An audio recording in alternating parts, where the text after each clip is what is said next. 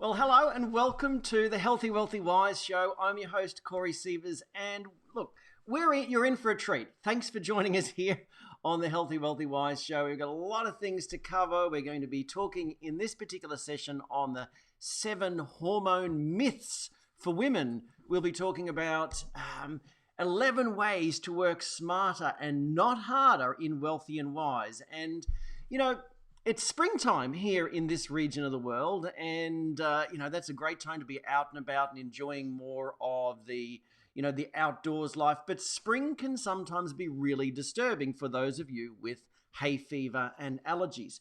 So we'll talk some tips on all of that and more. So again, welcome to the show, and this time around, I'm actually joined by a co-host. So I have Linda Barker on the show with me today, a co-founder of the Savvy team. So good to have you here, Linda.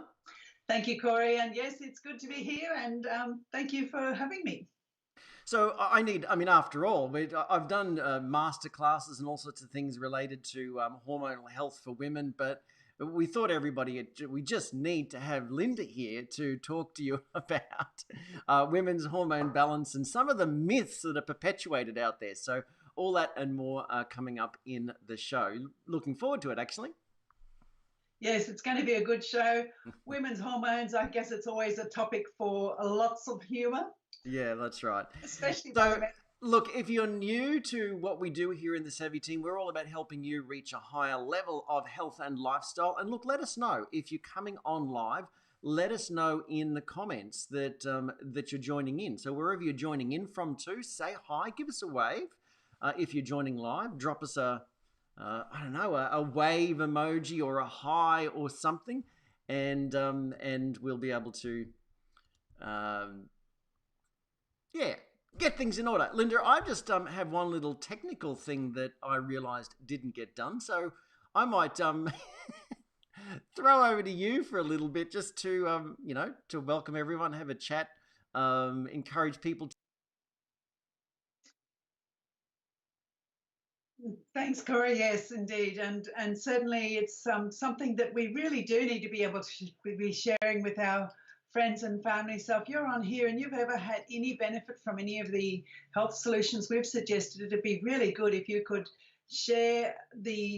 go to the page and share. If you're on here, you could be in one of the groups, but go to the page and share from there so that anybody can get to hear it. It's a public page, and it's a really good idea to make sure that your friends are getting the latest and greatest information. And yes, Corey, you said it's spring. Spring is beautiful, but it is also a key time of year for seasonal allergies. And so, yep, we'll be talking about that more. Indeed. Shortly. Indeed. So still taking care of some things here. Okay. So again, if you're brand new, also drop a new in the comments so that we know that so we can connect and get the chance to talk with you. So yeah. Yes, we're talking about 7 hormonal myths for women, but I'm just talking about a myth. One of the myths that's nothing to do with hormones about women is that women are multitaskers and we can do many things at once. And yet Corey seems to be a particularly good male multitasker, if you ask me. The many things that he juggles and organises to get this show on the road is pretty extraordinary. If you were looking in the background, you'd be just wondering how he does it. And bringing me on as well just causes a few extra complications, if you like. So it's supposed to help. It's supposed to help, but yes, it is supposed to help. It gives you a voice. But I'm just making a call to anyone who happens to be listening at the moment. If you hear any sound issues when we go to different things, then if you could let me know, or let us know in the comments, or let me know by private message if you're a friend, then that could really be something. I'm not sure how I will let Corey know because I'm in a different place. But let's do a little bit of a test right now. So we'll just cross over here and say, hey everybody, welcome to the show. So Linda, do you want to give me a little bit of some words? Some words. Well, spring is here and it's a wonderful time of year. The weather is glorious. The sun's shining brightly. The wind isn't hitting us too hard, and that's if that's the truth for you in your spring area. The wind is certainly hitting us hard here, and it's a westerly, and so it's very weird, but and very gritty outside and all. So anyway, I think we're good to go. It looks like the sound's getting through there. So again, welcome to the Healthy Wealthy Wise show. And if you are brand new to what we do here in the Savvy team, we're all about helping you enjoy improved health and lifestyle. And when you connect in with our community, you'll have access to step-by-step action plans, access to innovative solutions, and all the guidance and support that you need to get the job done. And some of our wellness programs, they range from our 10 years younger challenge all the way to our detox protocol. And so there's no doubt something for you, a step-by-step action plan to really help you reach that higher level of health and lifestyle. So in essence, we're here to inspire you, to motivate and guide you to get, to that higher level of health and lifestyle, whatever that means for you.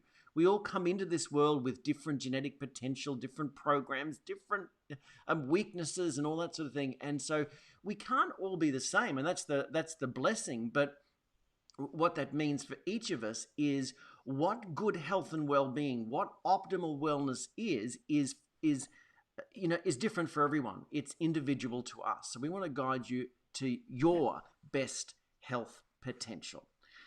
So we might jump on into a quick tip before we get underway for the main section of the show. And the quick tip this time around is actually on the importance of reducing chemical load.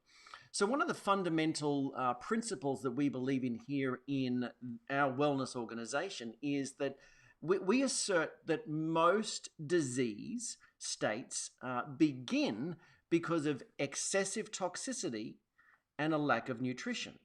So to bring about a better balance in our body, we need to decrease the overall toxic load on the body whilst increasing the nutrition that our body has access to. Because when we reach a nutrient saturation point, ample levels, more than enough of the right nutrients, our body can do restorative work and regenerative work. So the quick tip this time round is that you probably are underestimating the impact that toxins and endocrine disrupting chemicals have on the body. So we really, truly encourage you to look to all avoidable sources of chemicals and reduce your load. It makes such a difference. And we do encourage you to start in the bathroom and also with food, because what you're putting into your mouth is directly absorbed, what you're putting onto your skin is directly absorbed.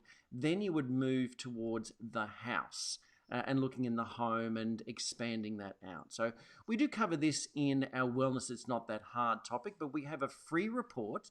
And so ask us for the report that covers the 15 harmful ingredients that you'll want to remove ASAP. And these are not necessarily the most toxic, but they are the most prevalent. And so ask for that report.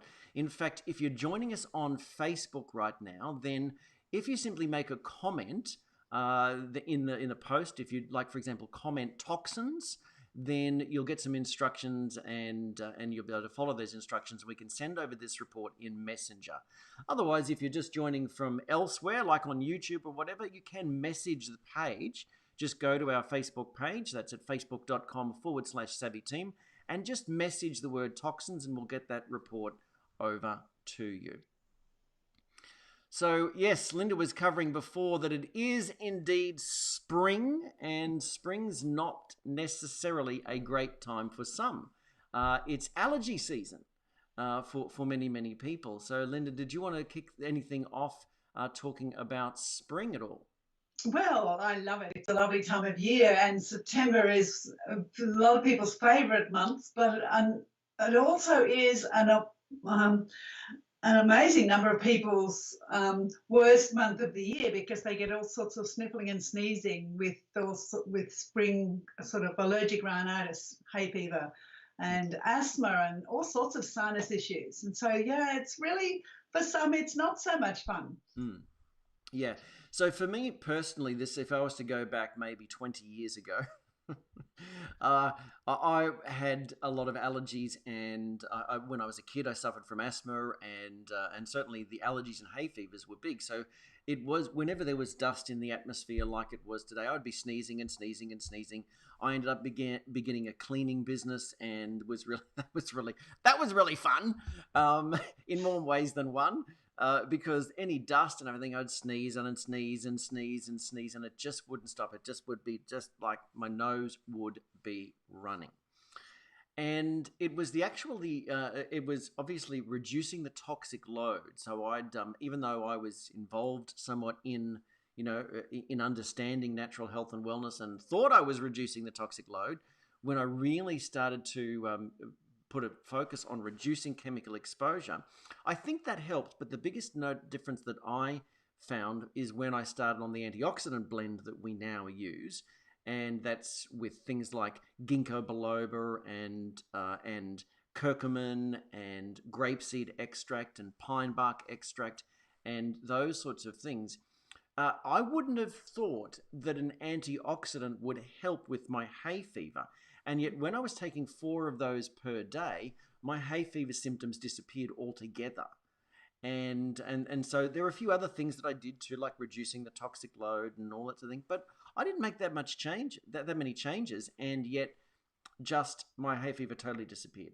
Other people have used other blends, like one that we use for respiratory health, or one that we use for immune health, to overcome their asthma and allergies and bronchial issues and all that sort of thing. But there are natural solutions. It's just that I think that what people think of, Linda, do you think that this is the case, that people think like a medication you take when you have the symptoms, you don't sort of take it to improve your immunity and not end up with the symptoms? So I couldn't take that antioxidant and get rid of hay fever, but when I was taking the antioxidant at the right levels, my hay fever symptoms disappeared because my system was able to cope with the load of allergens and toxins and all that sort of thing. So yes, it's interesting, isn't it, how prevention, it's all about what you're referencing is really about prevention. And histamine is what happens in the body. It's the chemical that creates all those reactions, and it makes the lining of the nose swell and redden, and that's to stop more allergens getting in, and it helps trigger sneezing, which actually is to get rid of any of those irritations. But if they're already in your system, it's too late, isn't it? The antihistamine is too late, really. well, or it's, as you said, the symptoms that we're experiencing are, we don't want to suppress them. Well, we sometimes need to suppress them just to get through the day and get to work and all that sort of thing. But that's actually then doing damage to the body, because we're suppressing the symptoms that would otherwise allow us to be eliminating or protecting ourselves from further toxicity, as you said. Yeah. So so it's to protect ourselves. Where if it's in the body already, then it's already protecting us internally, and we're able to deal with them as they come. And that's the difference. Some people just can't deal with that.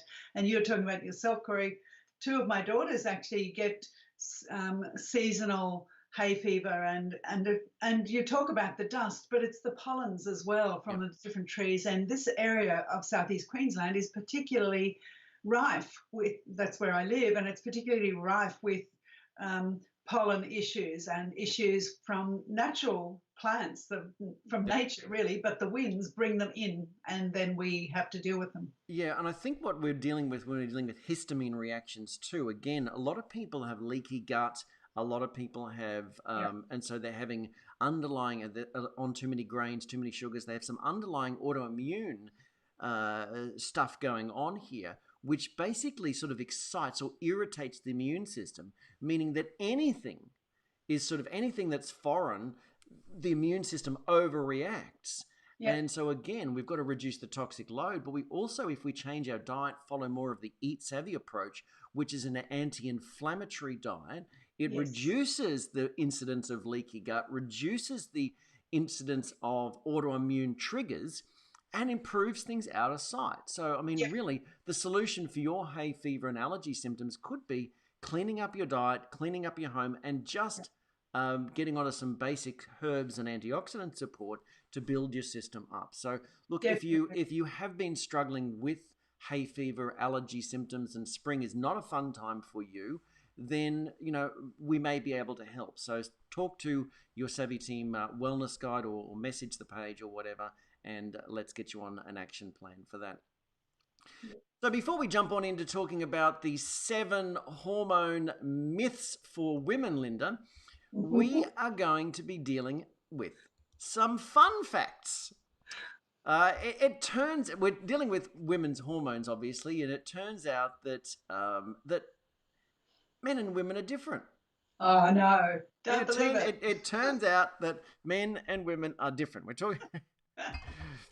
What's interesting, and since we're talking about the hormones and everything, anyway, I'm probably getting ahead of myself. But again, if you've just joined us for the Healthy, Wealthy, Wise show here, I'm your host, Corey Sievers. I'm joined by a co-host today, Linda, and we're going through the 7 hormone myths for women. And right now, we're covering 20 fun facts about what makes men and women different. So if you do know somebody who really could benefit from, balancing up their hormones and that sort of thing, then do please share this with your friends, and or tag somebody here. Love to have them join in. So yeah, time to cover some fun facts here. Let me just bring the fun facts up again. Interesting one here. So I thought we needed to do some fun facts here. We're doing this fun facts segment as part of the Healthy, Wealthy, Wise show now. Last time around, you can go back and check it out, but we talked about the hair, some fun facts about the hair. And this time it's about the difference between men and women with a little bit of a slant towards hormones. So let's get going. So, and please comment as you go along. If you're joining us live, we'd love to know. Give us a wave, and if any of these relate. Or what about maybe there's a fun fact that you've experienced about the differences between men and women? Share that with us too.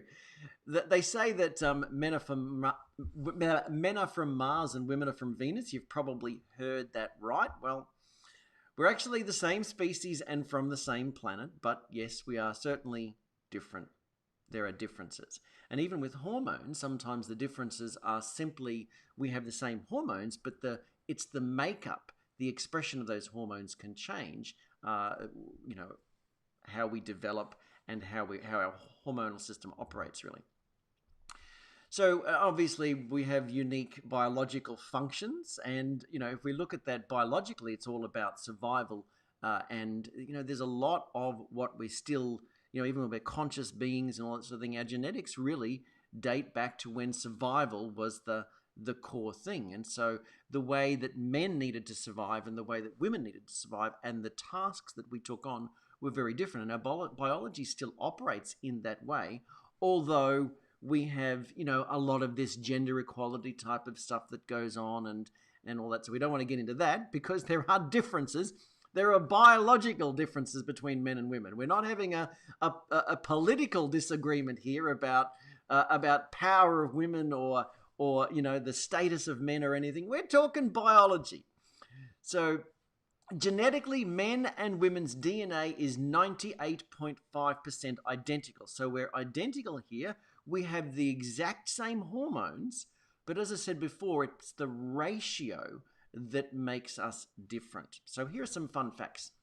Number 1 is men typically have thicker skin by about 25%. They have higher density of collagen in their bodies. So sorry, ladies, that does mean that women's skin does tend to lose its elasticity and age faster and sag more than men's. But I guess no fear. We've got your back on that. You can check out our 10 years younger challenge. We have, we've seen great results with people following the 10 years younger challenge, and especially with the bio-optimized collagen that we utilize in that. So I just zip through. So Linda, I'll come back to you in just a moment. I'll zip through some of these things here, and then we'll have a chat maybe. So, yes, look, ladies, you can optimize your collagen even though you lag a little bit behind the fellas. Number 2, the differences in this density of collagen goes a lot more than skin deep. Men have denser, stronger bones. They have denser, stronger ligaments. and tendons compared to women as well. So again, women more susceptible to some of those injuries and etc. So number 3, from about the age of 14 to 51, women typically need more iron and all of the other trace minerals compared to men.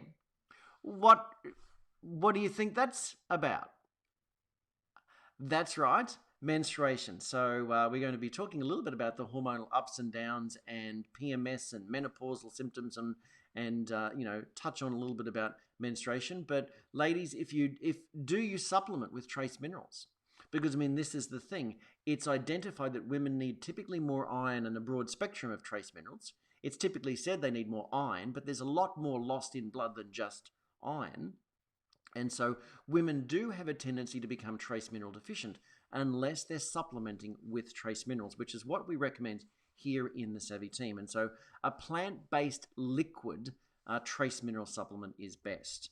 If you want some solutions, then certainly reach out to us and we can point you in the right direction. So number 4, on average, men typically have more muscle mass than women. And so these skeletal muscles, faster, more powerful, all of that sort of thing, compared to women. And that's not a slight on the women.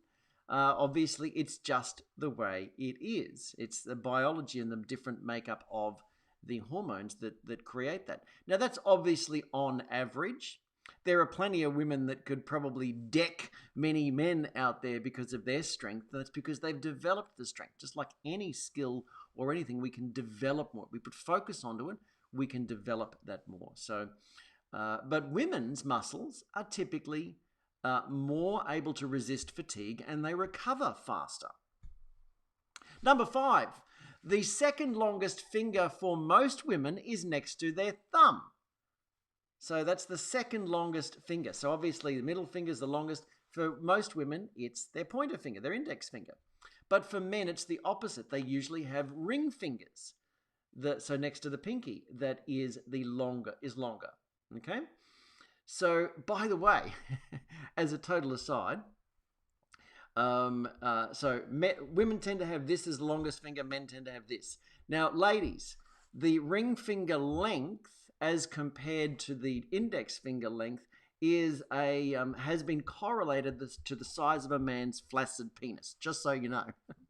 I want to keep this show rated PG, but they have studied, they have done extensive studies, and the length of the index finger as compared to the pointer finger relates to the development and the injection of testosterone while in the womb and in the developmental stage. And they've actually correlated that difference between the finger length is actually more relevant than the height of a man as far as his penis length.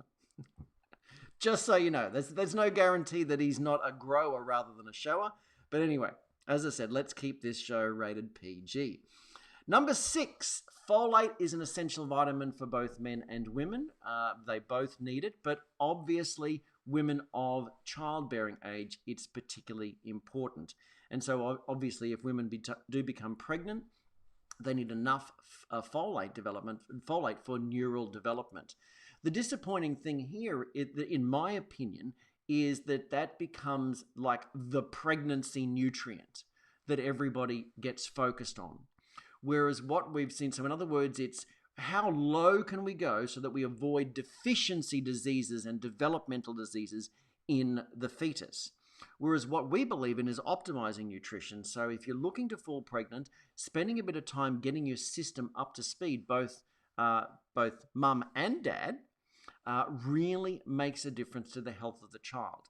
And far more than just folate, we're talking all of the B vitamins, we're talking minerals, we're talking essential fatty acids, and the reduction in chemical load too, because there's no barrier between the chemicals in mum, through the umbilical cord, and there's no blood-brain barrier for the fetus in the early stages of their life. So reducing chemical exposure, so important. So it's far more than just getting more folate when you're pregnant. Number 7, the differences in the way that male-female brains are structured, okay? How they process information, there's big differences here. How they interact with chemical signals. Some examples, men have more information containing grey matter, whereas women have more white matter, okay, which connects different parts of the brain. So women have bigger memory centers than men. That's right, gents. Women never forget. So it's interesting that, even though men they actually have information containing grey matter, women have better memories. It's very interesting the way our brains have been hardwired. And historically, that meant that we would be put into roles that optimized our whole genetics. And in this day and age, the reason that we see more stress in women is that they really are attempting to, and I don't get not attempting. Women perform very well in high power roles and everything. But I guess I just want to say that it does not mean that it's not taking its toll, since we're talking about hormonal balance somewhat today. So, ladies, it's very important if you find yourself in a male-dominated sort of position in life, in the workplace and everything. It's so very important that you take extra steps to tackle the stress load on your system, because you'll have a lot more of a domino effect decline in the response of your hormonal system. So we're talking biology here. We're not talking political good and bad for women or any that sort of thing. Linda, I don't know, did you want to pipe in on that so that I'm not left hanging here as a man with a political agenda here? What do you reckon?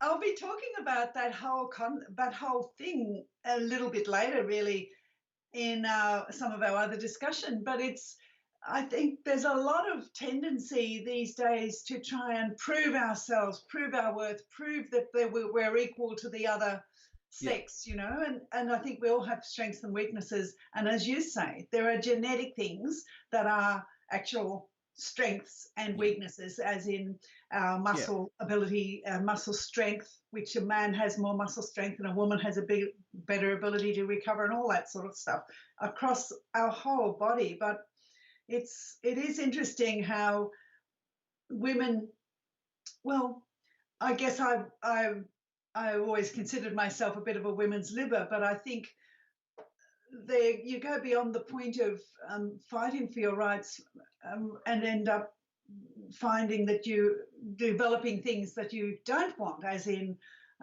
developing situations. And I think in workplace, it's interesting. We're not controlled by our genetics, but we're certainly looking for equality. But equality doesn't mean that we look the same and that we act the same and we behave the same or think the same.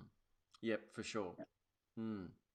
All right. Well, more on that. It was interesting because on that, I was reading in the lead up to this, I was reading an article from a PhD sort of saying that PMS is a myth. So she was basically saying PMS is a myth.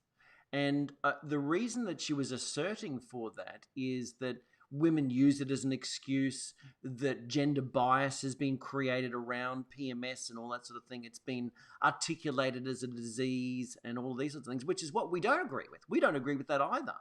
But to ignore the biological things that go on is also insane. So, and so what she was trying to do is sort of, I guess, to empower women by saying PMS has been made up and none of that exists.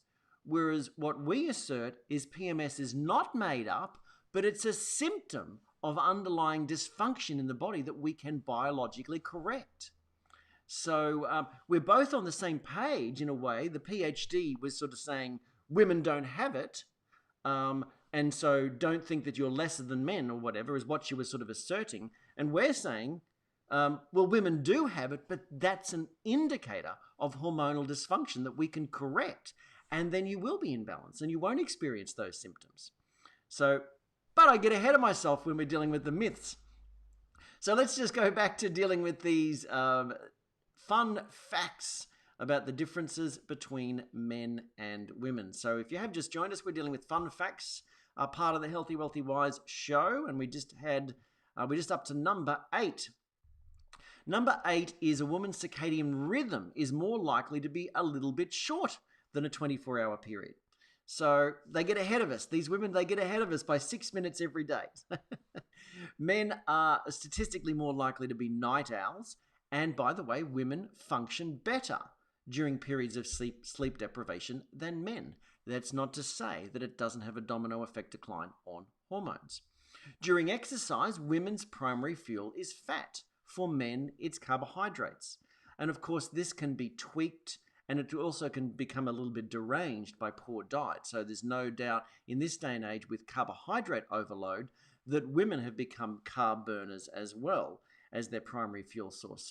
But women are much more adept at being able to have that metabolic flexibility between becoming a fat burner, and that's why between being a carbohydrate burner and a fat burner, and that's why they carry as a protective mechanism a little bit more fat. I think I'm getting ahead of myself there too. So obviously your fat burning ability can be ruined by poor lifestyle, whether you're male or female. Number 10 is the average adult female has about 15 to 70 nanograms per deciliter of testosterone. So as I said, the makeup is exactly the same, men and women. The hormones are the same. The makeup differs. So 15 to 70 nanograms per deciliter, whereas the average adult male has 270 to over 1,000 nanograms per deciliter. So you can see that's what changes things. And so that's obviously if women have higher testosterone levels, whether because of metabolic issues that have gone on or just naturally, they're going to exhibit more of the male traits. Okay, so this is where it's not necessarily about gender bias. It actually can be biology going on here. Now, after the age of 30, a man's testosterone levels drop by about 1%, gradually drop 1%, okay? And that doesn't happen for women. Women's hormones are much more dynamic, and this is really why in the media and in clickbait online, there's a lot of manopause put out there. Men get manopause, and or andropause or whatever. This is where we'll deal with this maybe in the topic of when we're dealing with the 7 myths, because that's another myth for men. There's not really a menopause, because there isn't a time when anything changes dramatically like there is in a woman with the stopping of menstruation. So men have a basic steady decline during aging. So there isn't a sudden pause. So if there has been a sudden pause and menopause has ensued, that means the man has done something in his lifestyle to mess up testosterone. So if we correct the underlying imbalance, then we can raise the testosterone up again. Now, obviously, men, there are differences in genetics. Some men do have lesser, and some men do have more, but a lot of it is lifestyle dependent as well. So it's so important to get rid of the endocrine disrupting chemicals, guys, that we just talked about. So important for you. In some ways, more important than women, because of the SBS documentary where they believed that back in 2005, they said men in danger, looking at these endocrine disrupting chemicals, are feminizing men, reducing penis size, more boys experiencing undescended testicles and testicular development disorders and hormone development disorders. So guys, clean up the toxic tap, turn off the toxic tap. Number 11, calorie requirement for men is higher than women. Simple. More muscle, more structure, bigger metabolic rate, all that sort of thing. So kilo for kilo, muscle weighs a lot more and men have a lot more density of muscle. Number 12, men and women carry different amounts of body fat, as I alluded to before.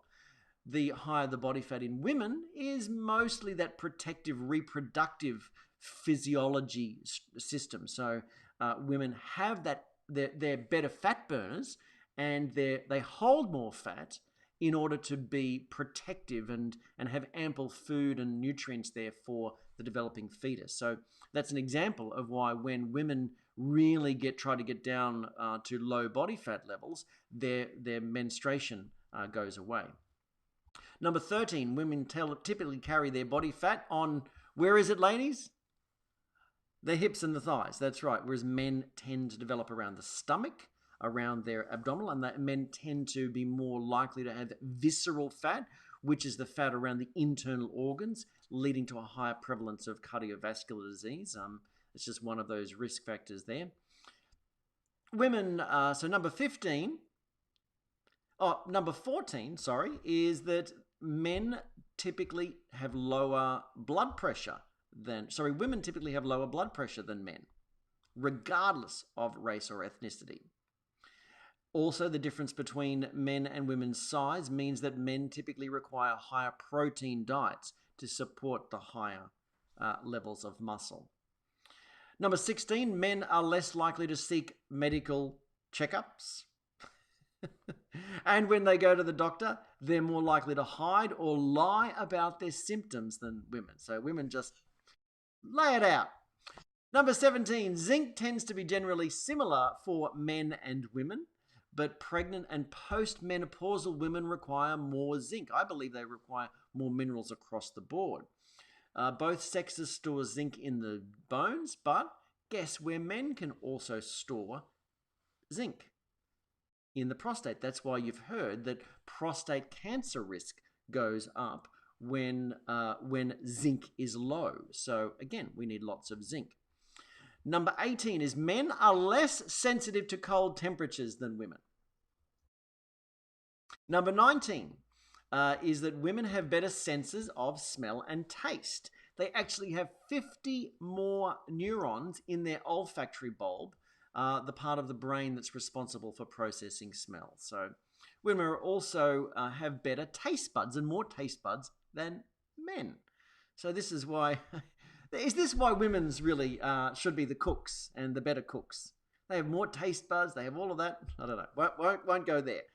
But number 20, the differences in the way men and women see the world is partly physical.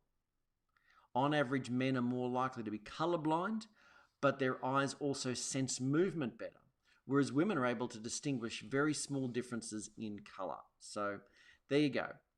They're the 20 fun facts, the differences between men and women. And so it's almost like, okay, well then that's the fun fact. So Linda, what do you reckon? Now what? We know all of the differences, but what has that got to do with anything?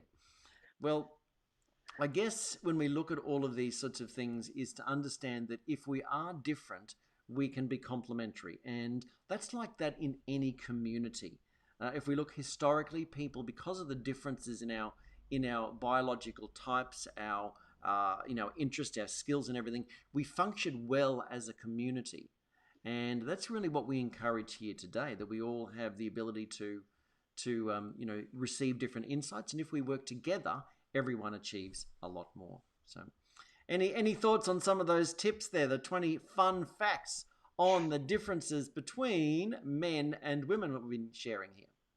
Well, it was interesting, Corey, because it was actually drawing out a whole lot of things when you talk about facts, and we're going to be talking about myths and a lot of those things that you were talking about, genetics, for instance, the whole genetic facts that you were talking about, just really are interesting in light of what we're going to be talking about shortly. So they were pretty good. Thank you. Okay. So gentlemen, by the way, we do have a free online class, the 11 ways to boost testosterone and sex drive naturally. So do check that out. So I wonder I don't know whether I notice a couple of comments going on in the comments there, but let us know if you've had any insights from that, if there have been any inspirational insights about learning the differences between men and women. So if you have just joined us for the Healthy, Wealthy, Wise show, I'm your host, Corey Sievers. I'm joined by a co-host today, Linda.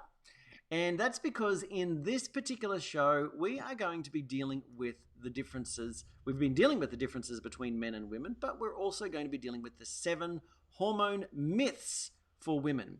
So if you're new to what we do here in the Savvy team, then we're all about helping you enjoy improved health and lifestyle and reach that next level of wellness, really. So consider subscribing if you're joining us on YouTube, or following us and liking the page if you're on Facebook. So before we jump on into the 7 hormone myths for women, I guess let's just look at this. Like, it doesn't matter whether you're, in the early years of your life and suffering from PMS symptoms and cramping and not being able to deal with the things of life, whether you're whether you've got kids and you're dealing with overwhelm and struggling with being able to keep up with that, whether you're in your perimenopausal years and you're noticing the decline in hormones and the impact that that's having on your ability to focus and work and all that sort of thing, or if you are in your more mature years, wherever you're at, whatever age bracket you're at, it's so important to respect your hormones. And Linda, that's really what we're going to be talking about in this particular section of the show, the hormone myths for women. I'm going to go through a little bit of information to begin with, and then we'll have a discussion around the hormone myths. But did you want to add anything there about the different age brackets and the different challenges that women can face and that sort of thing? Is there anything before we get underway? Well, interesting just looking at some of the photos, thinking back to what you had already shared, and I was thinking as you were sharing them, would have been good to have them afterwards, because you're debunking some of the myths with some of the facts there, the fun facts, the differences between men and women. But if you notice in the comments, I just made a comment when you began about the thick skin, and the thick skin, we don't like to be thick-skinned. Women say men are thick-skinned, but in fact they are, and that was something that I found interesting. But we tend to think of thick skin from the emotional, mental strategy, whereas you were talking just the fact of physical thicker skin. And it showed up, and it does show up as we age, that's for sure. Yeah, so it's more, I mean, theoretically, it is thicker. There's thicker skin. Men have thicker skin. They have oilier skin. But in the terms of this, we're talking about collagen density right throughout the body. Ligaments, muscles, bones, cartilage, all of those sorts of things, but also skin. So ladies, that does mean if you want to slow aging, you want to put a bit of extra in compared to the men. And that's really why we have our 10 years younger challenge. It's both for men and women, but let's face it, women, you certainly want to bio-optimize the collagen and the hyaluronic acid levels in your body, because they're the two key factors that really lead to aging skin. Of course, we're not saying that you shouldn't be happy in your skin and aging gracefully and all, but who doesn't want to optimize what they've got and look and feel younger, right? Yeah. And sometimes, and people think it's all about looks, but really how we're looking externally is really how we're feeling and operating internally. It's not our external skin isn't separate from inside us. So while it might be a bit considered vain to think about how we look and worry about looking 10 years younger, but it's look and feel, and the feeling comes from how we're operating. So yeah, it's a great course I can highly recommend people check that out, that masterclass. So we're talking about things such as mood swings. We're going to be dealing with the mood swings and some of the myths around that. We have the 7 menopausal dwarfs here, which is quite fun. Itchy, bitchy, sweaty, bloaty, sleepy, forgetful, and psycho. And so, this is the thing, this PhD that I was reading this article about was sort of saying that all of this was basically debunking this and saying that women should ignore all of this, that it's because many people do feel that it's a mental disorder, and the anger is like something that's going on from a mental disorder. And she was sort of, sorry, Linda? So I was going to say, some of those, there's not enough dwarfs there, because I definitely get into an ornery dwarf. There's an ornery dwarf too, hey? And, a lot of the times depression and anxiety is certainly big, and we might put on a smiling face and all something. And this is what I'm saying about what was frustrating for me about this particular author asserting that it isn't an issue and that women need to simply... I feel that almost she was saying women need to sort of get over themselves, that these issues don't exist.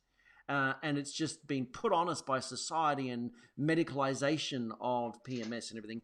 And we somewhat agree, but what we're suggesting is that you take action on correcting the underlying biological influences that lead to those sorts of things, or cramping and that. But because there are some things that we do. These are all the challenges for women. But if you get man boobs, that's not normal. It doesn't matter how.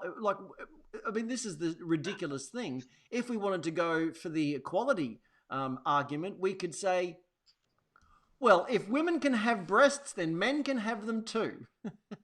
But it's a sign of dysfunction. So, guys, you certainly don't want the man boobs there, because, chances are if you're experiencing man boobs, then the gun might be switching off too. Because when we're dealing with anything to do with hormones, they're symptoms. When we're dealing with all of these issues of PMS, menopausal things and everything, these symptoms are not enemies to be destroyed, but they're sacred messengers who encourage us to take better care of ourselves. That's what we assert. Such a good statement here.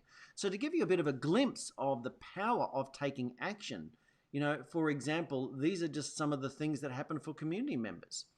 So certainly Being Savvy changed Julie's whole life with losing more weight, and she had a lot of hormonal imbalance, and that cleared up by following our strategies. Lost a lot of weight too. So Nadia had thyroid issues, was on HRT, suffered from obesity and depression. It all went away when she followed our general wellness philosophies. For Angela, endometriosis and period pain, for years and years and years, looking at potentially having to keep going back for to deal with the endometriosis, to have all of that removed. And yet through following the philosophies that we teach, was able to overcome all endometriosis and period pain. No more PMS for Emma. And so, these are sort of things that can go away. No more hormonal mood swings and depression with Deb. And so, a lot of the times people don't understand that there are some natural things that can go on. This is not a mental disorder, we agree, but there are some physiological things that go on, and part of it is a misinformation and myths that are perpetuated about hormones related to women. And we want to debunk some of those myths. But before we get underway, look, it is important that you understand that all of the information we're sharing about women's health and hormonal balance and men's health as well, it is our personal research and is for educational purposes only, so should not be deemed as medical advice. The information is general in nature, and so all of your individual health concerns have not been taken into account, so any comments and experiences should not be seen as therapeutic claims. If you have any question as to the appropriateness of the information with regards to your own health, then do discuss this with your healthcare provider. That being said, many of the typical everyday physicians today don't have the information under their belt that we're about to share with you.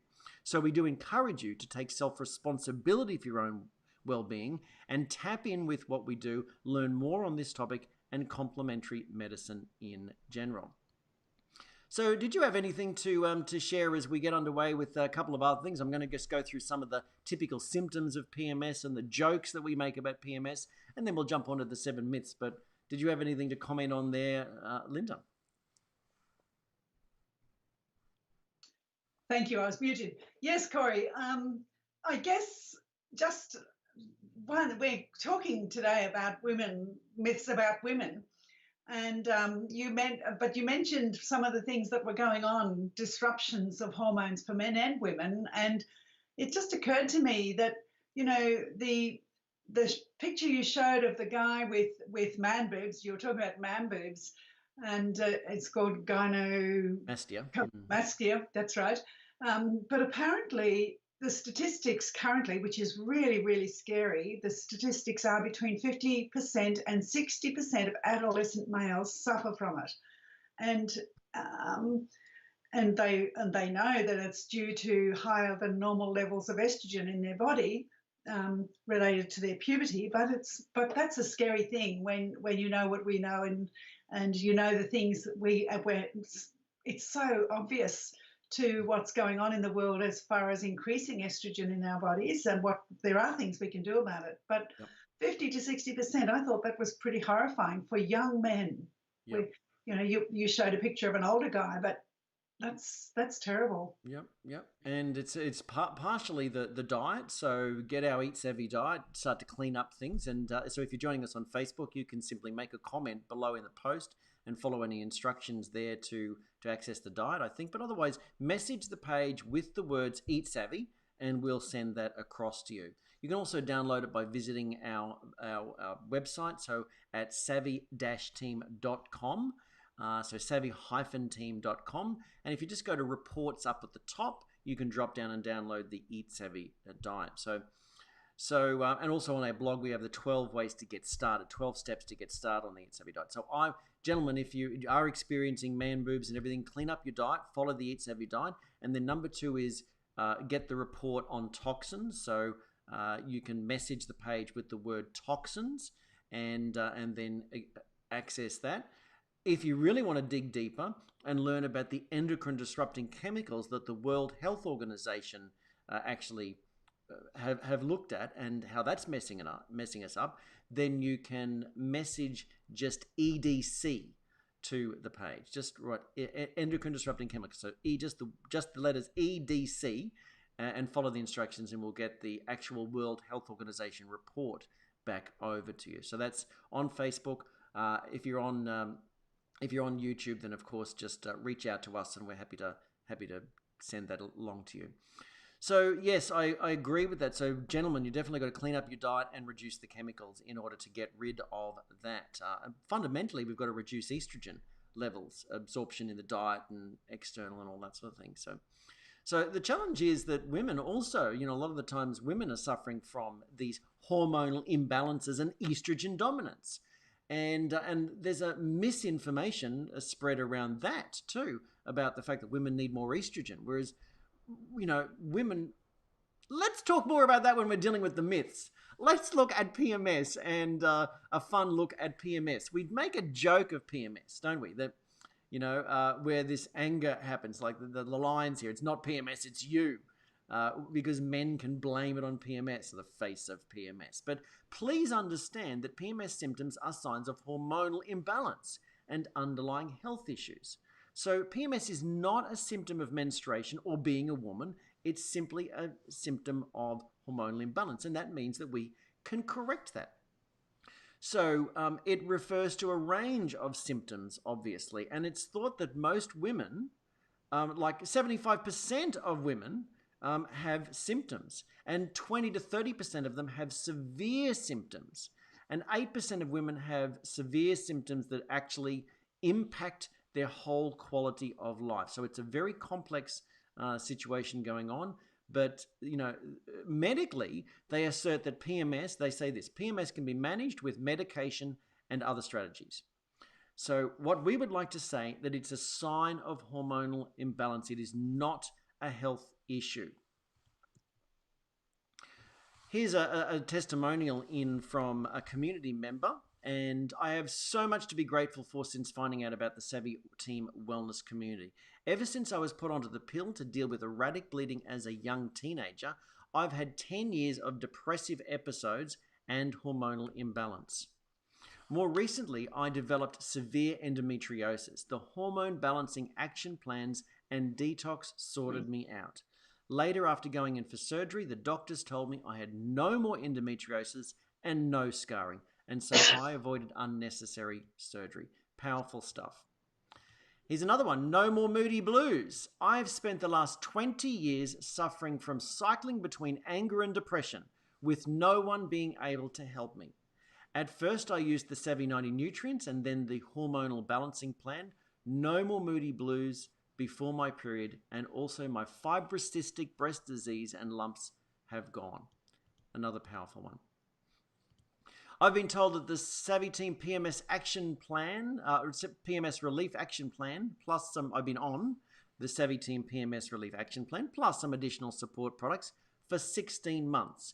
Now I no longer get depression before my period, and my fibrocystic breast lumps are gone. I think I just said that one, didn't I? I'd suffered from polycystic ovary disease for 15 years and was told I would not be able to conceive children naturally because my hormones were so disrupted.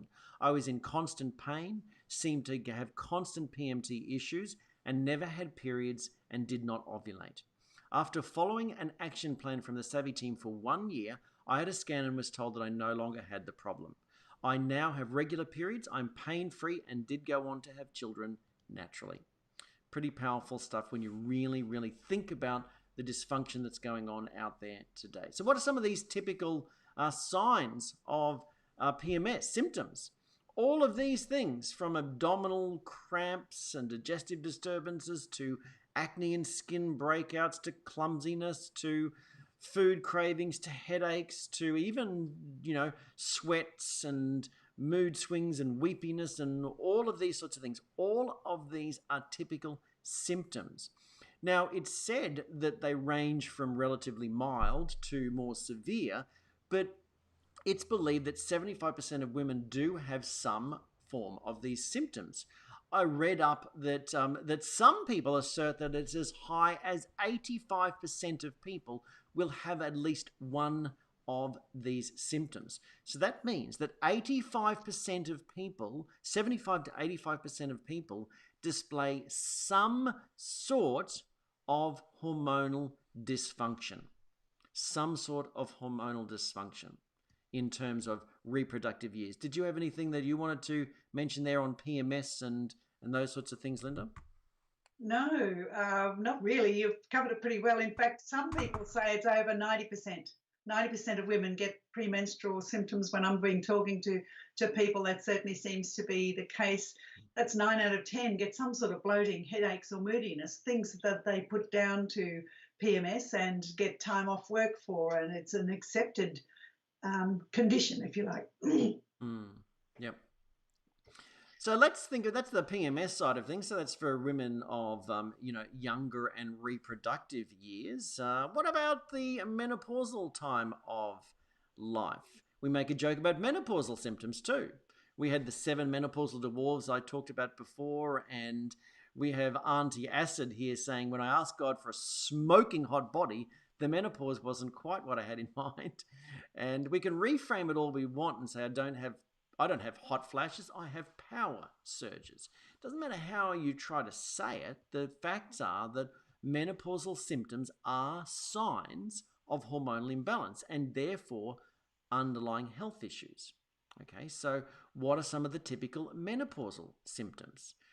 Hot flushes, night sweats, aches and pains, crawling, itchy skin, forgetfulness, headaches, irritability, lack of self-esteem, reduced sex drive, tiredness, difficulty sleeping, but also wakefulness through the night and waking up with night sweats, more frequent urination, vaginal dryness, discomfort with sexual intercourse. All of those sorts of things can really be there for menopause. Here's a testimonial from one of our community members. The first winter I spent in Melbourne, I experienced winter blues, also known as seasonal adjustment deficiency. At the beginning of the second winter, as the days shortened, I was starting to go down again. I started on the Savvy team's mood and menopause action plan and found it very supportive in coping with winter. It got me through 3 winters, after which I came home to sunny Queensland.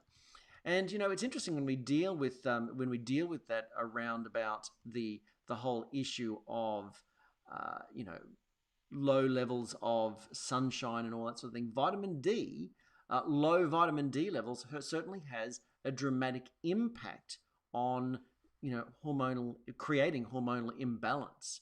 So many people are vitamin D deficient today. So again, more optimizing the good sunshine. Goodbye to the hot flushes and mood swings. Hello to sleeping through the night and not perspiring through the sheets. I am so much more relaxed and on an even keel since starting the mood and menopause action plan. So if you want to know more about all of these sorts of things that we just talked about and what some of these community members actually have tackled, then I would encourage you to register for our free masterclass on hormonal health. So that's available there. We also have a free report on the 9 things that can mess up your hormones. That can all be found on the blog and also on the page. So you can message the page with the word hormones, and we'll be able to get that across to you. So, Linda, before we jump on into the 7 hormone myths here, I might is there anything that you would like to share? Because I have to do a bit of a battery change here. The batteries have gone flat in my keyboard, unfortunately. So I'm going to pass it over.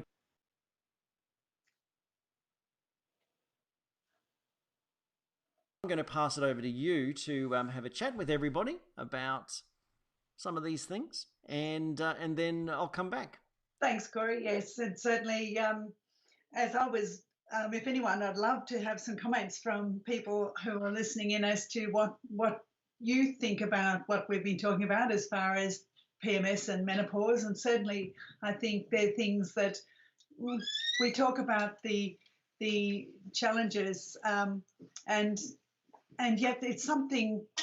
It's not surprising that people think that they're normal, because when 80% to 90% of people have it, 80 to 90% of people, women, have some sort of PMS. You know, that's 9 out of 10. That's like way past the average. That is the average. PMS is the average. Menopause, it's the same. 80 to 90% of people seem to suffer severe. Oh, major noise sounding.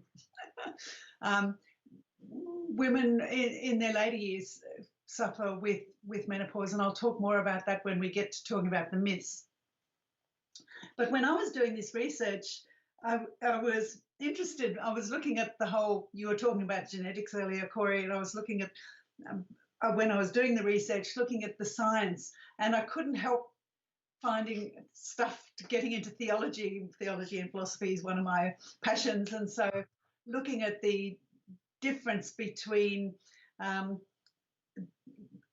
genetic determinism, like what we think of as a biological, irrefutable through genetics, versus how much theology has impacted our medical perspective, I think. And it's been an interesting, this whole looking at the myths has been quite interesting for me from a theological perspective. It just brings that up. I can't do anything by science versus theology. You know, is it evolution or is it intelligent design? That debate's been going on forever. And so we hold on to a whole lot of truths that are actually untrue. And I certainly think that's been the case. And it develops through things because more and more people have it. When 9 out of 10 women have PMS, young women, when 8 or 9 women out of 10 get menopause. Women all go through menopause, but when they talk about menopause, we're talking about the myth that we'll be discussing. When the biggest proportion of people go through it, it's not surprising that it becomes a truth. And so that's the whole thing too about what I was talking about, science and theology. Somehow, what if both of those were wrong? And that's what we've been saying. There are simple ways to wellness. And we think pretty much a lot of the science and theology are both wrong. Wrong might not be the right. Looking at it from the wrong perspective. That's it, exactly. At 9 out of 10 people, it becomes an average. If you're below average or above average, exactly. You know, if that's the problem, it's the averages. Yeah, and so they look at the bell curve as such and make sure we're within, like in wellness, they look at what's average in blood tests and the bell curve and all that sort of thing rather than what's optimal. And so let's just even think through this logically. Who has blood tests nowadays? People who are already complaining about something. So in other words, the average is the average of those who aren't well. Really, if you really think about this. So because gone are the days when we truly have blood tests as preventative things. You know, yes, there are. That's one of the first things that they'll do, just a general blood panel, and so they can look at the averages of that. But you know, you're within the normal range doesn't mean you're within the optimal range. And so I agree with that. And sometimes they can be looking at it from a totally different perspective. And so while we could say that it's not wrong, the question is that perspective the best way to look at it. Is it skewed? Is it skewed? Yeah. And so that's really, as you said, that's really what we're wanting to deal with in terms of these 7 myths, these 7 hormone myths for women. So if you have just joined us recently, it's Corey and Linda here for the Healthy Wealthy Wise show, and we are talking about the 7 hormone myths for women. So let's get underway with the first myth. And fortunately, we have Linda here to give us a little bit more information here. I know you're used to seeing me here on the Healthy Wealthy Wise show, and I just wasn't game to go into the to go into these myths all alone. So the 7 hormone myths for women. We'll give you some of the facts as well. So number 1 myth that's been perpetuated is that women's bodies are innately flawed, and that's why they have these issues, or why they need medication or whatever. Whereas the truth is that all of our bodies are profoundly resilient, and they know what they're doing, but we have to supply the body with what it needs to optimize itself. And I just love, I don't know whether I have it here, but that this quote from our original mentor really said that given the right conditions, including physical, emotional, and mental preparedness, your body will always heal itself. Your body will always heal itself. And it's interesting from that perspective alone. So we were taught that, and if you have that perspective, then you will look for ways of achieving that. If you have a perspective that there is a reason behind dysfunction, then you will have that. Then if there's a reason behind it, then you will look for solutions and find them. Whereas if you don't think if you think it's not natural and normal and everyone has it, and that there are flaws that we've got to use the pill or hysterectomy, breast removal, HRT, and all of the things that women do to themselves, men and women do to themselves, then you're looking at it perhaps from the perspective of that there's maybe an innate flaw that medicine can control. And I mean, I want to say, we're talking about the pill in a minute, but I want to say beforehand that if you're taking the birth control pill, generally it's like any sort of oral contraceptive, or any sort of contraceptive indeed, not just orally, then you're probably looking for convenience and reliability. And we're not really talking that. That's going back to some of the fun facts you were talking about, the differences between men and women wanting to have the male ability of not conceiving. That's really, they don't want to be a woman, they just don't want to conceive, and they want to be able to turn that on and off. And one of the flaws is that it's possible for a start, but we'll get to that. That it's possible safely. Safely. Yep. That's the thing. So of course it's possible. Yeah. Safely is what we're dealing with here. So women's bodies are innately flawed, and this is the whole thing. We actually had the good fortune of interviewing Dr. Cheryl Selman, author of Hormone Heresy. I had the good fortune of interviewing her a few years back when the whole breast cancer thing came on, and Angelina Jolie was lauded as being heroic for having a double mastectomy to prevent breast cancer, because breast cancer was in her genetics. Yeah. And so we just discussed that fact. I mean, this is an example of the thinking that our bodies are innately flawed.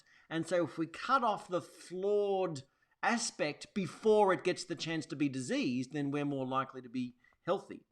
And that's flawed. Yep. Sorry. That's flawed.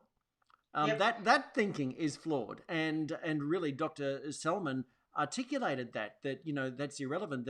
It's called the breast cancer gene, but it isn't related to simply breast cancer. And so cutting off your breasts does not prevent anything. I think that the surgeon that did that, I personally think that that's pretty horrific, but that's my personal opinion. Everyone has the ability to choose in this world. And if that made her feel more secure, then that was probably the best thing for her to do. But we're just asserting that the body isn't innately flawed. There is a profound resilience and knowledge in the body. What we've got to do is we've got to optimize the underlying conditions to make sure that that knowledge and that wisdom expresses itself in the best way. So your body is not flawed. I really love Bruce Lipton, really, his whole philosophy of he's not his, but the whole principle of epigenetics. And he talks about the old belief of genetics determining our future. The genes you're born with are going to control the characteristics of your life, where we have proven, and what John Ray used to say, and the quote that you had on screen was looking at the fact that when you deal with the environment, whether it's emotional, mental or physical, external or internal, when you deal with the problem, then the solution is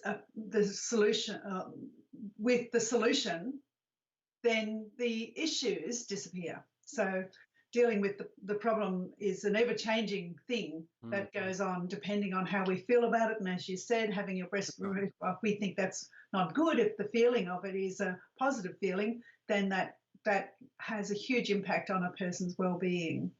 But fear is a lot of the problems with a whole lot of these myths. Yeah, for sure. And they are just perpetuated, and that's the big issue that we disagree with. So number 2 myth is that PMS is normal since 75% or more of the women experience it. So that is not the truth. The truth is that PMS symptoms are a sign of hormonal dysfunction, and all hormonal dysfunction is a sign of something underlying going on in the body. So this is, again, the principle of epigenetics, that if we feel that the bodies are innately flawed and we are victim to our genes, then it means we can't do anything about it. Whereas the science of epigenetics has proven that today you can change the genetic printout, the expression of your best genetic potential by changing your thinking. If this session even gives you just a glimmer of hope about rebalancing your system, that will change the expression of your genetics as well, even without action, because hope makes such a big impact on the body, the changing of the outlook on life and the dynamics in the way that expresses itself. Powerful stuff. So the PMS is not normal just because 75% of people experience it. Well, as I said earlier, some say it's up to 90% of women. And the things that come up are things like pain and pain relievers that we can get across the most. It's pain is a sign of inflammation, and taking pain relief because you have inflammation isn't going to deal with the reason that the inflammation is there. And other things that are utilised for PMS are things like birth control. The pill, we'll be talking about that in a minute, but it supposedly helps with the physical symptoms of PMS, but it can make other symptoms worse. And things like depression and antidepressants are another thing that are often used to control PMS. Diuretics, anti-anxiety medicine, all of these things are used often to deal with the normal symptoms of bloating, headaches, pain, moodiness, all of that PMS brings on. And yet they're not really looking, why we're calling it a myth being normal, is that people, women, are really not looking at the underlying causes that are causing it. Yeah, exactly. So for me, I always go, all right, what are the outliers? And this is what we're dealing with, the bell curve. So what are obviously they said that 8% of people experienced in the statistics that I saw had severe symptoms of PMS that caused them a low quality of life. Well, that means, according to any bell curve, that they're actually going to be the top end of things, 8% of people who experience not one symptom. Doesn't it make sense to go, well, what do they do? What do they do differently? So if we're talking about 75%, 25, well, if we go 90%, 10, what do the 10% do differently that mean that they don't end up with PMS symptoms? Why don't we do more of that, ladies? Rather than just medicate the Exactly. So again, I would assert that a lot of the things that we talk about in a hormone masterclass, they probably automatically do, or were brought up to do, or are in a situation where it's natural for them, or Yeah. whatever. And so therefore they are expressing their best genetic potential and not experiencing these symptoms. So Yeah. the bodies have innate wisdom. PMS is not normal. It's a sign of underlying imbalances. And so if we correct the underlying imbalances, you are likely to see a reduction in symptoms. That's what we have seen. That leads us to number 3, that the pill normalizes the monthly cycle. The myth is that the pill normalizes the monthly cycle. The truth Yeah. is the pill somewhat creates a bit of a chemical castration and takes over from the natural hormones. Yep. Yep. This is a particularly interesting one for me, Corey, because it's 50 years ago they started using it. It was approved as a combined contraceptive pill, and it began being used in all sorts of off-label reasons. And can I just interject there to really point out the difference here? So the pill was originally a contraceptive pill. The contraceptive pill is what it was. yeah, And then it got promoted for all these off-label benefits, not its proper thing. So we are not talking about contraception here. no. So let's just if you're on the pill for contraceptive reasons, let's just take that off the table altogether. Yes, because a lot of times if you're taking it, it is for its contraceptive ability. You're happy with the convenience and reliability of not falling pregnant, and that's really, a lot of people do that. But a lot of people have put it on way before then. And when I was talking about 50 years ago, it was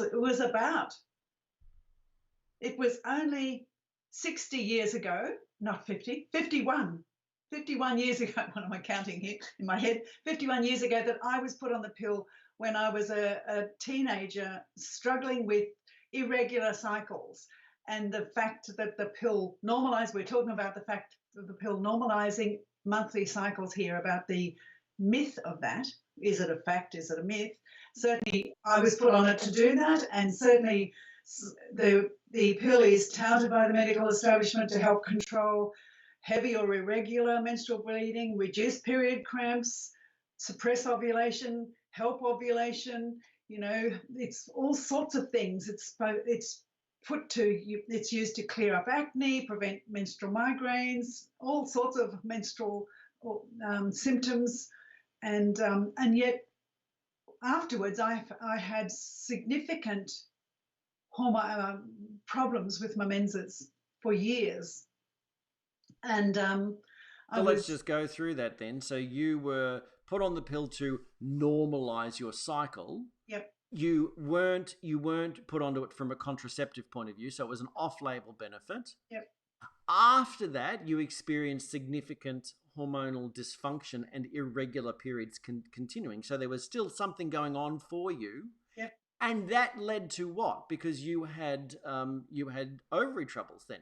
Was it subsequently I had ovarian cysts, and significant issues with that. So that was many years later. But for many years I had significant and unreasonable heavy bleeding, which would go on sometimes for months. And so not just weeks. So, you know, I put that down now to the pill that I was put on. It was one of the early days. When I was looking at the research, which was only last year, and I'd said the Harvard University article I was reading was talking about almost 50 years ago, it was approved by the FDA, the pill. And I did my maths and I thought, I was put onto it only a year or two after that in New Guinea. So I was approved in the States, I was put on it in New Guinea. So, wow, how quickly. We talk about the speed of things now, but that was quick back then. How quickly did the word get around for medicine to be able to use this? And it was a new treatment. To normalize your cycle for convenience as such. Yeah, and well, it really was because I was having trouble with my cycle, and the doctor thought, well, let's try this. Yep. I mean, he was thinking of my benefit. He wasn't trying to do anything harmful. But I was just talking, I was wowed overall. I was like stunned really by the speed with which that information got to New Guinea in a time, in an era 50 years ago, in an era of lack of communication. Yeah, and so Dr. Cheryl Selman sort of stated too, and it's like the pill doesn't normalize the cycle. It doesn't create, like, menstruation doesn't, she believes that menstruation doesn't actually happen. It's a forced bleed when you're on the pill. So it's an artificially created bleed, but it's not true. It's not true menstruation. Because the powerful hormones are taking over from the natural cycle of the body. So and she asserts that it's actually chemical castration. She asserts that the best customers of the IVF clinics were the best users of the pill when they were younger. That's what Dr. Cheryl Selman, author of Hormone Heresy, asserts. Yes, pretty shocking, really, when you think about it. And when you think about the numbers of women who use it, the stats are currently 2/3 of women use some sort of birth control, and a lot of them use the pill. And 62% of women of reproductive age are currently using contraception to stop what is a natural process. And again, the natural process, we're not talking about the natural process of fertility here. No. We're talking about many women using this to avoid the bleed, to never have a period, to normalize their period, to get rid of acne, to do all of those sorts of things. Many women are on this for the off-label benefits, not the contraceptive. And that's what we assert is flawed. And I guess, to me, Corey, the pretty horrifying things are that the side effects are played down because women so much want the convenience of not falling pregnant, being able to have safe sex, so to speak. They really want it to be safe. And I guess my reason for talking about this is that complications supposedly are very rare, but they can be serious. And so complications can come on. It doesn't happen while you're taking it, and it might be passed on to the children, who knows. But the complications that they know and that they put on the labels of the boxes and pills is that they increase the heart attack, likelihood of heart attack, strokes, blood clots, liver tumours, all of that. And it says in research, and in very rare cases can lead to death. I mean, that's pretty significant. But when you know that if you take them over longer periods of time, then many women are on, first of all, the pill and then HRT, and they're all doing the same sort of blocking of the natural processes of life. And it can increase the risks of cancers, cervical cancers, liver cancers, blood pressure increases, cholesterol level. And they're known to affect all of those things. Yep. So it's like, is it normalizing? It might be it's not normalizing the cycle. You spoke to that. Cheryl Selman spoke out very clearly that it's not normalizing. It's actually transgenderizing. Well, it's eliminating the true cycle and then chemically castrating and taking over. So in other words, the cycle is now being controlled by chemicals. Yeah. So when you go through the period when you're on the pill and you bleed, well, that's just a forced bleed. Many people are now choosing not to even have that. Yep. Let's just avoid that altogether. Many women also believe that the symptoms, the potential risks, are only while they're on it. And and this is the thing. Oh, well, it doesn't matter because as soon as I go off it, my symptoms of my risk of heart disease, my risk of stroke, my risk of all of that sort of thing, it'll all go away. Well, actually, no. And this is why Dr. Selman is asserting that the challenge is that the best customers of the IVF clinics are the ones who were on the pill for all sorts of different reasons, sometimes not even contraception. Yeah, well, and now a lot of young girls are being put on it for the specific purpose of eliminating periods altogether, with the thought that as long as they suppress menstruation, that as long as the pill's taken, it'll suppress menstruation. And when they stop menstruation will happen again. And already women are hormonally out of whack. Yeah. The World Health Organization has proven that. And so adding this to the problems already being experienced, which they mightn't have even come into full awareness of when they're still going into puberty and being put on the eliminating period pill. I don't know, the names of it may change all the time, but the potential long-term damage is what we are really wanting people to be aware of. For sure. Okay, so the next myth is that pain and cramping is an inevitable part of the cycle. It's an inevitable part of the monthly cycle. So, whereas the truth is that this is simply just another sign of an imbalance. Yep.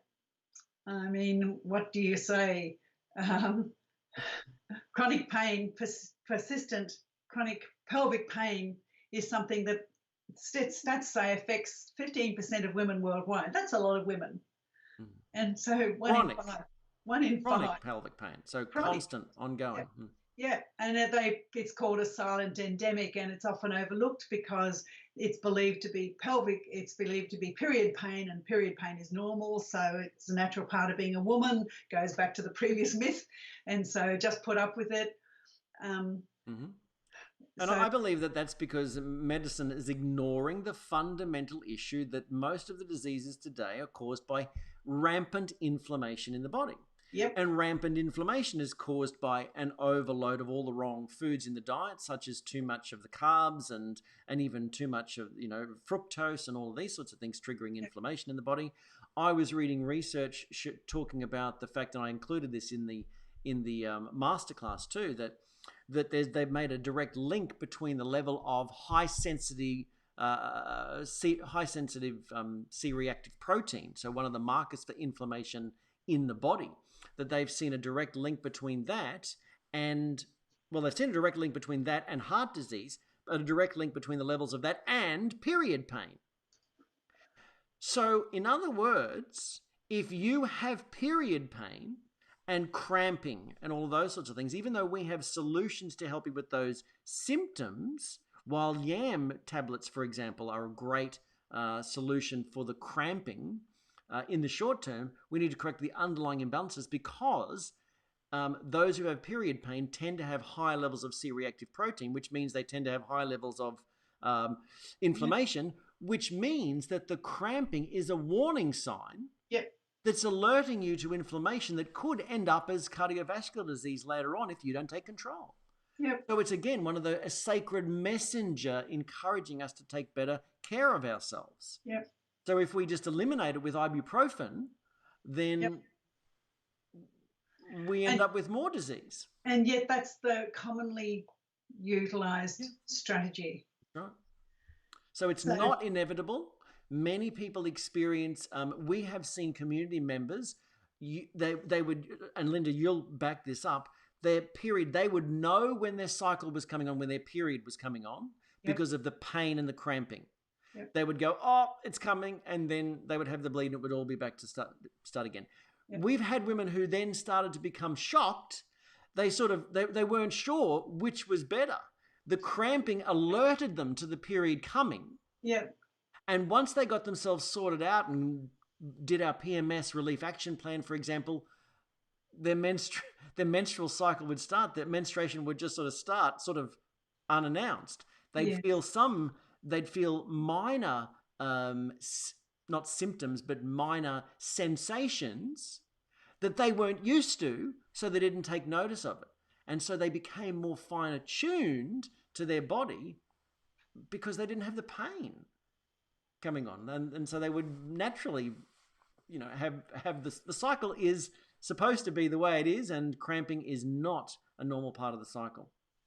It certainly isn't. And it can, pain and cramping, pelvic pain and cramping can be a whole lot of different things. It might not just be PMS. It could be an endometriosis, bladder endometriosis. It could be a whole lot of different things. Like, as you say, it could be gut-related, digestive issues. It can be all sorts of things. And so, the great thing is when you focus on a holistic philosophy as we do, it's irrelevant. Yep. Because, Angela got rid of endometriosis following the PMS Relief Action Plan. Yep.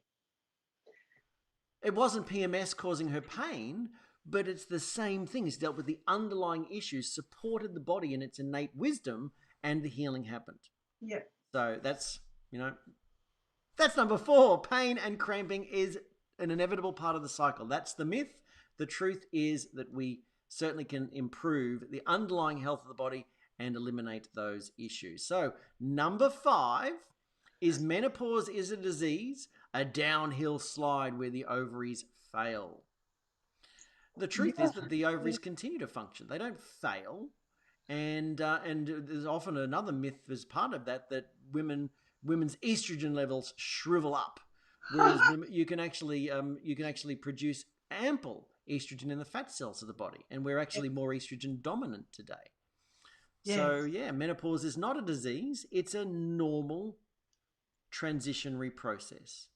Again, Corey, we're looking at the percentages here. We're looking at the percentages of women, like 80 to 90%, they say, of women have significant things, and we'll talk about some of them later. But it's like when women are diagnosed with going into menopause, it's like all the fear that they come up with, because 8 out of 10 women have all of these negative results, negative outcomes, and they perceive that that's normal. And so menopause is the disease. It's when it's perfectly natural. It's a normal transition in life. Yeah. It's just where the menopause, the menses pause and cease. It's normal. It's been hyped up to be a disease. There's you went to see Menopause, the musical, all about it's very funny, all these negative symptoms. There would be no musical if it was just because the menopause, the period of menopause means that you've essentially gone 1 year without a period. Yep. Otherwise, you're sort of perimenopause, where the body's thinking about stopping things. And it stops and starts and stops and starts. Yeah. And one of my earliest indications was when I started talking to women as my daughters got older and into their 20s, and I started to meet more women in their 30s, lots of women in their 30s and 35s. This is back before the turn of the century. That even 35 and onwards, people were going into menopause or having perimenopausal symptoms. And that's quite common these days. It's the common age is 45 to 50. And yet it used to be 50 to 60 or later. And so now it's just getting earlier and earlier. That's interesting, isn't it? That's the whole thing. So puberty has moved 10 years earlier, and the menopause years, the cessation of the menses has moved 10 years earlier. What's going on here? It's nearly moved 20 years earlier, actually. It's pretty bad when you look at the World Health Organization report. And if you haven't asked for that, I suggest you do, because it really is an eye-opener as to what's going on in our environment. Yep. As Lipton says, environment is just as important as genetics. So menopause is definitely not, as the myth states, a disease. It's not a downhill slide, and it's a natural transition that in many parts of the world is considered to be sort of like that, moving into the wiser, older years. And so all of these symptoms that we experience, that we went through before, they don't have to happen. They don't have to happen. All of the symptoms are actually signs that you have underlying issues. And so that brings us to many women move on to HRT in menopause. Now, HRT was initially designed just to treat the symptoms, and then you went off it after you got through the symptoms of menopause. And so so it was never supposed to be a long-term thing, and yet women are left on it long-term. And part of the reason is because of this myth that HRT is safe, and that is a myth. HRT has some very negative effects in the long term, especially for the health of women, older women. Yeah, So, so Linda, what? I know I've spoken with a lot of women who've been on HRT and had, and some find that it does help to alleviate symptoms. Others find that it just exacerbates the symptoms. And either way, I've never been really happy about it since my very early years of experience with the pill. I've always been a bit sus about doing what's, taking precautions. And so it's really interesting to back in the 1990s, there was this study that was done that was released at the turn of the century, 2002 or 2003, I think, about that raised concerns about HRT and the safety of it. And these days, that's been poo-pooed significantly, and saying back then, at the turn of the century, they said that the two main issues with HRT was that the extended use of it, as you were talking about, increases the risk of breast cancer and in heart disease. And they stopped the study, in fact, because they found that to be the case. And now they say we're using different hormones, we're doing things differently, it's also different, and it's much more safe. Yeah. But wasn't that the nurses' study that was supposed to go for 20 years, but they stopped it early because Yes. everything started to go up? But I mean, again, some of these medications, the faults don't show up until 20 or 30 years later, or even the next generation, as we know from many other hormone things, such as thalidomide, DES, all of these sorts of things in the past. So, asserting that they're safe without 30 years of research is pretty stupid, really. Yeah, it's pretty interesting how things like the thalidomide can be used and then seen to be damaging to future generations, and yet it's still used for different reasons. And why wouldn't it still be damaging future generations? It just is like interesting things that go on with some of the medications that are supposedly safe. So HRT is not safe, and depending if you have unmanageable symptoms and you're not going to do anything else naturally, then of course, that's your choice. To each his own. We're just asserting that what say you correct the underlying imbalances, like many of our community members have done, and then they don't have the symptoms, so they don't need the HRT. One of the things I think to remember for everybody listening is that we don't deal with problem. We don't deal with the condition. If you have any medical condition, your doctor is the one to deal with that. We're talking about underlying symptoms. We're talking about eliminating the underlying symptoms, the issues that create those symptoms. And so the underlying conditions of the body that lead to the symptoms. We don't treat the symptoms or the disease. We look to correct the imbalances in the body. The doctor treats the disease, so that's why you get the right drug for that disease. Whereas we're looking as a holistic well-being. And so also we assert that holistic wellness philosophy can be started alongside whatever else you're doing. So most of our community members that got off HRT didn't just get off HRT. They started to correct the imbalances and then worked with their physician to gradually eliminate the use of HRT and any other medication that they might be on. So some they were able to get off, some they weren't, but they were able to first of all improve their underlying well-being and then work with their doctor to eliminate the use of the medication and thereby reduce their overall risk. So if you're not going to take any action, then of course, stay on the medication. And I was talking to a doctor the other day, and he just has this belief that medication saves lives. But in terms, I said, so how much time are you able to spend to educate people on lifestyle change? And he says, well, none. And I said, well, that's the problem then, isn't it? We assert that lifestyle change is the first thing, and then medication if that doesn't work, rather than the other way around. So, and most good doctors do agree with that. They just are so under the pump with time, and most people just wanting a quick fix. So the issue lies in us as consumers wanting the quick fix rather than wanting to correct our own lifestyle. Yeah. And that leads us to the next point, really, about HRT and the symptoms of it. So hot flushes and other menopause symptoms are not inevitable. So the myth is that they are inevitable. That is a myth. an absolute myth. Many of our community members have been able to eliminate the symptoms when they were experiencing them by going natural, and others have been able to actually, because they began on our wellness philosophies before their menstruation stopped. Menopause was just menopause. It was a natural transition. There may have been a couple of bumps in the road for some, but it wasn't, years of dealing with troublesome symptoms. It was just like a few bumps in the road. A hot flush here, a mood swing there. You're talking here about hot flushes, and one of the horrifying things when I speak to women is that half of all women apparently who experience hot flushes live with them for more than 7 years, and that's a long time to put up with such an inconvenience. And I can remember talking to a lady who became a friend who she became a friend because she was having trouble with symptoms and with hot flushes in particular, severe hot flushes, and had them for years. And her husband was at his wit's end as well as she was.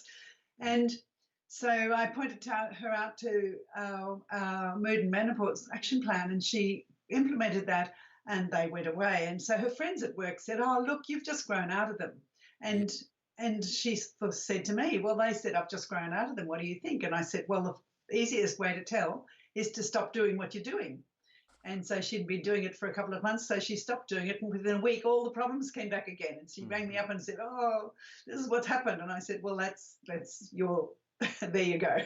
Yeah, for sure. So there you have it, everyone. That's been the 7 hormone myths for women. And look, as I've said before, as Dr. Cheryl Selman, author of Hormone Heresy, says, all hormonal imbalance is a sign of poor health. So really, if you're struggling with any aspect of hormonal imbalance of some sort, PMS, menopausal symptoms, they're like the warning lights on the dashboard of your car saying that something needs to be done. I just really do want to encourage you to, again, take notice of our important notice here that we have been talking about, our personal research. If you have any questions, then do discuss this with your healthcare provider. But we would love to hear any inspiration or insights that you gleaned from this particular segment in the show. So do let us know in the comments about a key learning or whatever. We'd love to hear what your thoughts were. So again, congratulations for being with us here on the Healthy, Wealthy, Wise show. We've been dealing with the 7 hormone myths for women. And if you have been a member of our community, we would love you to share some of the success stories. Maybe, again, share your success in the comments. We shared a couple of the things here a couple of comments during this session, but we'd love to hear your success stories. And if you are new, we'd also really love to know, how can we help? We do have an online survey that you can fill out to just give us, that's a private survey that really lets us know where you're looking for assistance, and then we can point you towards the direct action plan or tweak it even to help you to reach that higher level of health and wellness. We do believe for your wellness journey, your best wellness journey, you need a plan, you need some solutions, you need guidance, and you need community. So if you want to cut through all the confusion and have a guiding hand to help you along the process of achieving wellness and hormonal balance, then we can help. Become part of our community today. You can even start for free with things like the Eat Savvy diet and that sort of thing. So don't delay. Let's get you started. I would suggest you also request an invitation into our private Healthy, Wealthy, Wise Facebook group. It's a great way to start just getting to know what we do. Remember what I shared with you before, that given the right conditions, including physical, emotional, and mental preparedness, your body will always heal itself. So let's help you reach that higher level of health and lifestyle. That's what we're here to do. And so really, congratulations for being with us here for the healthy side of the Healthy, Wealthy, Wise show. So if you have recently joined us, it's Corey Sievers here with the Healthy, Wealthy, Wise show, and we're going to be jumping into the Wealthy and Wise segment really soon. And in Wealthy and Wise, we're going to be dealing with the 11 ways to work smarter and not harder. So I'm sure you can all relate to this concept of having to work, to work hard. And wouldn't it be good to work smarter and not harder? Certainly here in the Savvy team, we're all about helping you reach that high level of wellness and lifestyle. But in terms of wellness, we really believe that dealing with holistic wellness is like working smarter with the body rather than harder. Fighting and hunting and looking for all the different solutions to each and every disease that you might have, or illness or sign or symptom in the body, that's hard work. Whereas if you focus on holistic wellness and the fundamentals, then and you help the body to function at its best and express its best genetic potential, then everything can improve. And that's a smarter way to work. But here in this particular segment of Wealthy and Wise, I guess we're dealing more from the point of view of your general life, your financial situation, your career. You might be in a business of some sort. You might have a side hustle. We work with people in the wellness industry to create a side hustle that brings in an extra stream of income. And that's because the wellness industry is a booming industry right now. So if you're looking for support and you'd like to create extra streams of income, then do touch base with us. We can put you into our private group, the Savvy Home Business Group, and introduce you to some of the ways that we can help you.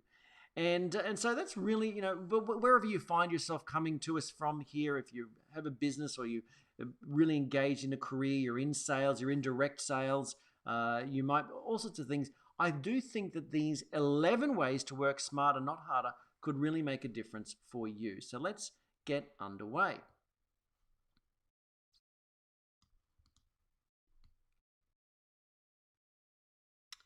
All right, where are we?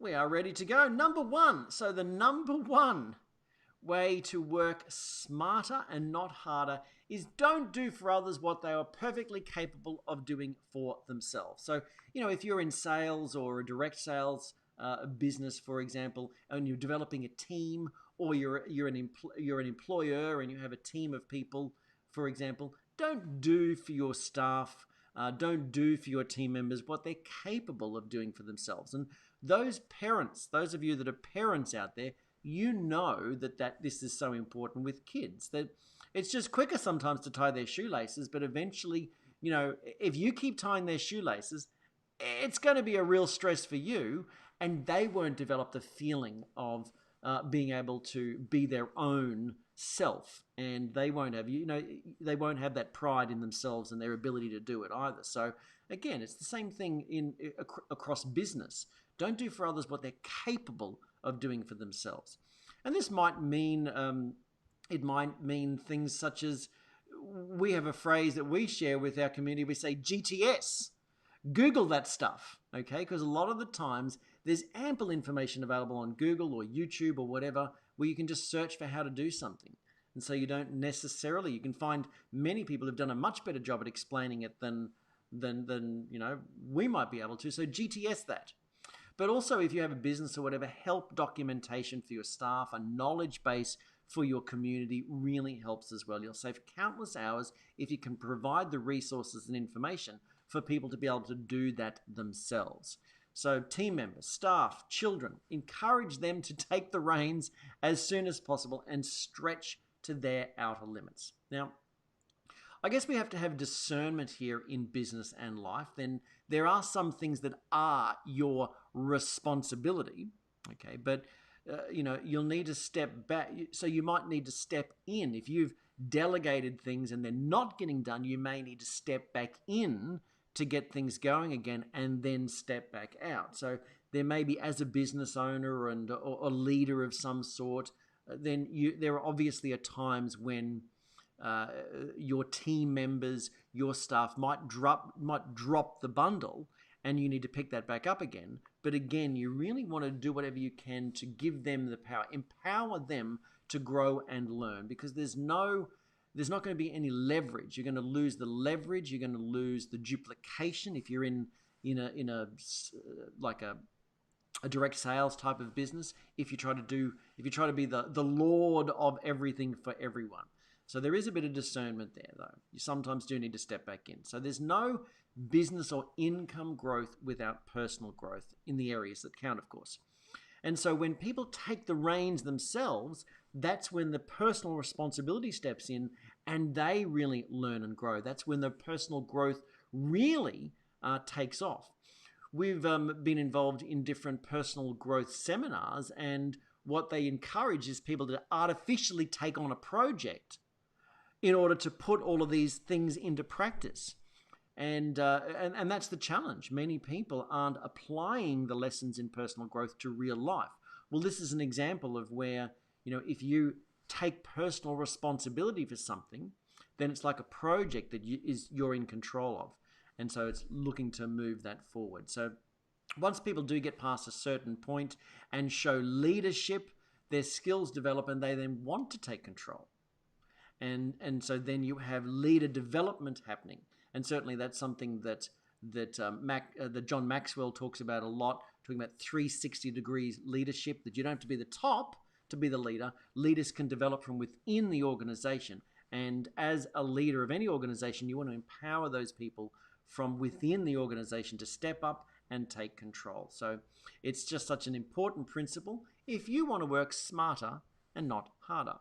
Number 2 is to focus on goal-oriented, revenue-producing activities wherever possible. So you can spend your day being busy, but not productive, right? You know it.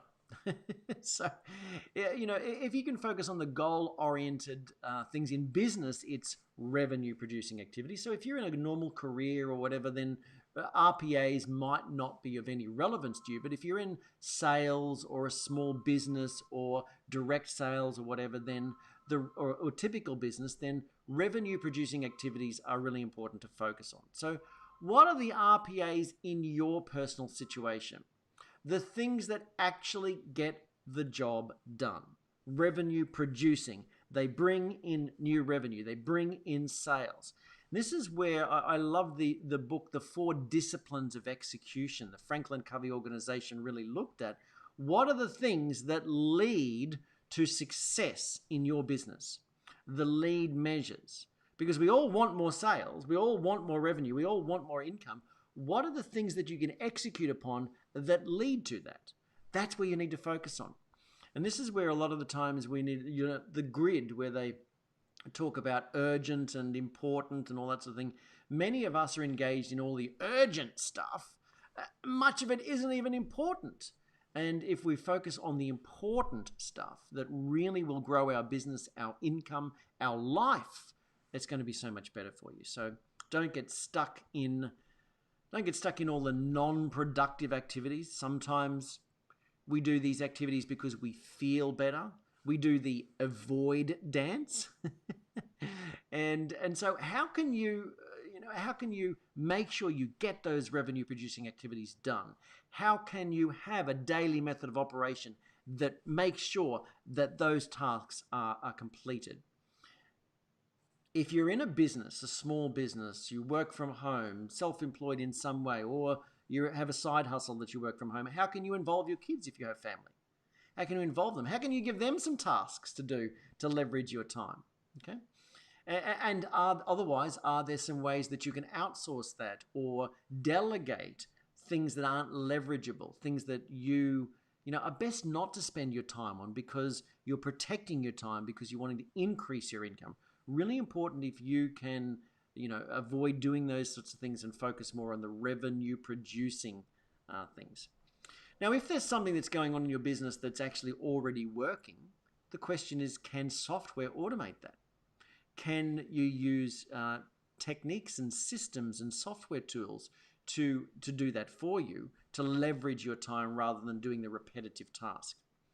So, because here, as knowledge workers, really, we need to focus on the things that are using our brain to expand and or teach or, work with other people. If things can be automated, then why not let the bot take care of it and you focus your attention on being a person, so to speak. So a bit of a workshop here for you. Go away and think of it. Either do it right now or go away and think about it. What are the goal-oriented activities for you? What are some of the tasks that you could eliminate that really aren't that important? Are there some tasks in your business that you could automate? What could you delegate? Really think about that so that you can save your time, put the time into more productive tasks. Number 3, keep a good balance in everything you do, but keep up momentum. Now, in this whole process of holistic wellness that we talk about here in the Savvy Team, we do recognize that it's important to have all of the areas of your life in balance. And I love this particular image that's on screen if you happen to be watching this on one of our live sessions or replays, that we just have rocks sort of balanced on top of each other, really. And it's a good analogy for the big rocks analogy. Sometimes you've got to put if you have that glass, if you have a jar or some vessel, and if you have big rocks, small rocks, sand, pebbles, and water, you know that if you were to put all of the sand, pebbles, water in first, the big rock won't go in. Whereas if you put the big rock in first, then the smaller rocks around it, and then shake in the pebbles and shake in the sand and fill up the water, then that vessel can take everything. It's the same thing with your life. If you put the big rocks in first, those goal-oriented activities, those really the things that are important in your life, then you can balance the rest of your life and keep up the momentum with those big key areas, but still fit the other areas around in there without ignoring them altogether. And that's really what this big rocks analogy is all about. But see, when I say keep up the momentum, is don't take the focus. A lot of people don't take the focus off the big rocks. A lot of people, for example, that we're working with to develop a side hustle, when things get overwhelming, they tend to just sort of say, oh, look, I've got to create balance, and they leave it, and they stop and start and stop and start. And so you lose all momentum. Keep a focus on those big rocks. Okay, take time out, yes. Keep a good balance, but don't let life get in the way and stop you from achieving your dreams. There are many parts of our life. We could say the personal, spiritual, health, financial, business, career, contribution, family. They all have to have a place. And when we're out of balance in any of those areas, we can, come unstuck. But balance doesn't mean that every part has equal focus, equal time. Okay, that's not what it's about. It's about making sure that you're well adjusted with goals in all of these different areas of life, giving them the relevant time that is necessary to move them forward. That's what it's about. Some focus areas will need more time to move them forward. Some will need very little time, and you can still keep them moving forward. So again, don't think that balance is keeping time in everything. One interesting thing with health and well-being as a project, as a goal, is that people tend to only put focus on it when the signs and the symptoms show up. In other words, when things have gone wrong. And that's not wise. We see it all the time, and that's probably because that's an area of life that we help people with. But again, if you're really engaged in your business endeavors and all that sort of thing, and then you haven't been focusing on your health and well-being, then that can take a slide, and then that takes all of your focus off the rest of the areas of your life. So keep a good balance in everything that you do, but keep the momentum up with those big rock areas. So with career, business, side hustle goals, for example, ignoring involving your family really in the goals and in the discussion, not getting buy-in from them, is a huge mistake for many people, because then there can be disgruntled communication and all that sort of thing, and then that leads to being totally distracted from your business goals. And then you try to put too much emphasis on family, and you take your focus off your business life. So it's like just spinning all the plates, but spending too much time spinning one and then moving to the other, and everything's breaking around you. Keeping a good balance in everything you do to keep everything moving, and then you're going to feel better, and you're going to avoid any hiccups in the future. But we see that so many times that people don't sit their family down and discuss with them their goals and get buy-in. We've seen times when family members have sat down with their kids They've said, oh, I can't do this and everything because I've got sport, I've got this, I've got 2 lots of sport, and I've got music recitals and all that. And they sat their kids down and said, what is most important for you? And some of those things the kids didn't even want to do. They'd just not been open communication, and they were able to, as a family, work out what the priorities were, and everybody wins. So give the maximum energy to whatever you're spending time on, and really think about creating balance in your life. Write down the areas of life that are important to you, such as the general areas that I mentioned before, but do you have goals in all areas of your life? Here are the ways that I like to break it up. You might break it up differently, but I like to consider personal growth, me, spiritual as one category. Okay? So, and some people divide it up differently, but me goals, things that are improving yourself or connecting with greater intelligence. That might be God, spirit, universe, whatever you might like to think of. So here in the Savvy team, we don't put any parameters on what that means, because to define it means to limit it. So personal growth, me, and spiritual goals. Number 2, financial, vocational, and business goals. The things that you're doing out there in the world. Really, really important there too. And you can break those up too, but these are the ways that I like to categorize it. Number 3 is family and interpersonal relationships. So again, that might be different for you. You might have them as 2 separate things, because family life, you want to set a lot of goals around, or it's important to you at the moment, or there are some problems going on with the family, so you're putting more emphasis in that area, whatever. But I tend to say interpersonal relationships and family goals. Number 4 is health, fitness, and well-being. Okay? Number 5, I like to call lifestyle goals. So a lot of people put them into the other ones, but I like to have that as a separate strategy. Like, where would you like to travel? What would you like to do around the home? Would you like to move to a new home? What sort of car would you like to drive? What are the things that are sort of lifestyle based? And then the recreation and fun things. So these are sort of lifestyle as well, but they might be the things that you want a list of things that you'd like to do more often. Like these are the things I'd do if I had a day off. These are the things I'd do that I'd like to do on Sundays with the family. These are the things. So think where you're really thinking about recreation and setting yourself goals in that area to create more of that balance. Okay, so they're the 6 areas. So keep a good balance in everything you do, but keep up the momentum on those big rocks in life.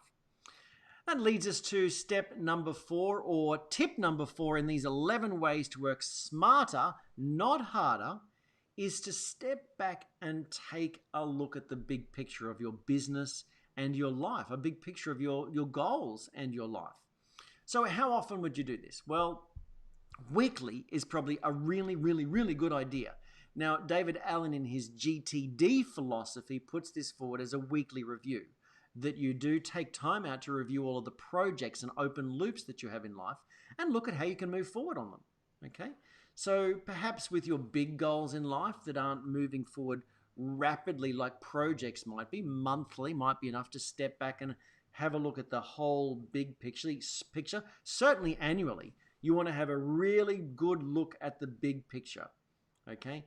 And then break things down into achievable bite-sized projects that you might achieve on a monthly basis, and then ways forward that you can achieve on a weekly basis. And this is where project management software can really help. Free things such as Toodle-Do I use, and project management such as Trello can be really, really good tools. So if you have a project management tool that you love, share with us. We'd love to know your thoughts there. I would encourage you really to think about also a morning ritual. Now, we have a morning ritual here where you step back and just really have a look at the whole picture of your life in the morning as you're getting underway for your day. And we call that the Wake and Be Savvy process, the morning ritual. And Be Savvy stands for some things. And so you can get that document from us. Just reach out. I do believe if you're on Facebook, if you message the word to us, just Be Savvy, that we actually have that document for you. So otherwise, just simply message us and we can get that back to you. So here's a bit of a task, and that process is really to help you get out of bed on the right side of the bed, so to speak. set your day up right. So rate yourself to sort of get a bit of a score out of 100 here. 25 points for how simple do you make things? That's the first thing. Number 2, your focus and intensity, not the desperation in achieving your goals, but your ability to focus and have that intensity and that desire to get things done. Number 3 is planning and idea generation. How well do you execute upon that? And then that leads us to number 4, execution, making it happen. How good are you at that? So rate yourself, gives you a score out of 100. How good are you at the simplicity of life?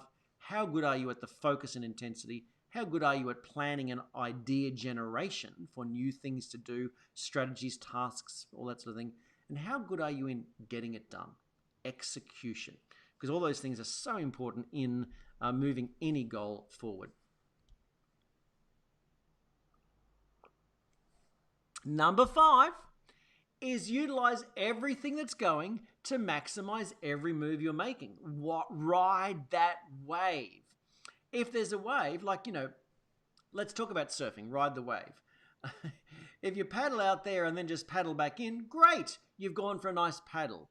But what most people do is they paddle out so they can ride the wave, capitalize on the momentum of something that's already going to get them back in, and they just enjoy riding the wave. Well, are there some waves already going in the direction that you want to go that you're not capitalizing on? Utilize everything that's going to maximize every move you're making. So brainstorm on this. What can you use? And then get into action. No one ever just sort of sat their way to success. That's not to say that you can't ride the wave. I love this image here of this guy riding the success arrow on the way up. In essence, he's not doing a lot of work, is he?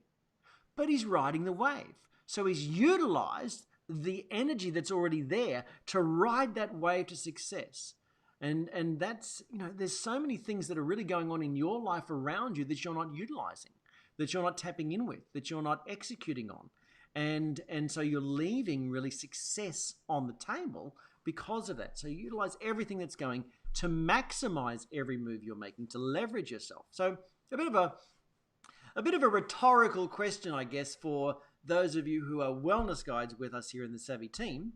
And this is whether you're on with us live now or catching the replay. How many of you know that there are people that you could have shared today's session with? For example, in the earlier part of the Healthy, Wealthy, Wise show, we shared points on 7 hormone myths for women. How many of you know that there are women that needed to hear that, but you didn't share it with them? You didn't maximize, you didn't optimize, you didn't utilize everything that's going to maximize every move you're making. And so that's a lose-lose strategy. That means that there are women out there now that didn't hear about it and you didn't get to share it with them. So that there are people right now that are hurting in terms of their health and well-being that need a favor, really. And the principle of paying it forward is sharing that with them in case they might know about it. So you didn't utilize it. So sorry if that gets a little bit in your face, and whether you're in any other business too, what are the things that you're not executing upon, that you're not utilizing? So is there of course you need to use discernment here and remember the other factors that we've talked about here. You can't be everywhere at once, but use the support that's there for you. Is there a book unread? Is there a course not watched?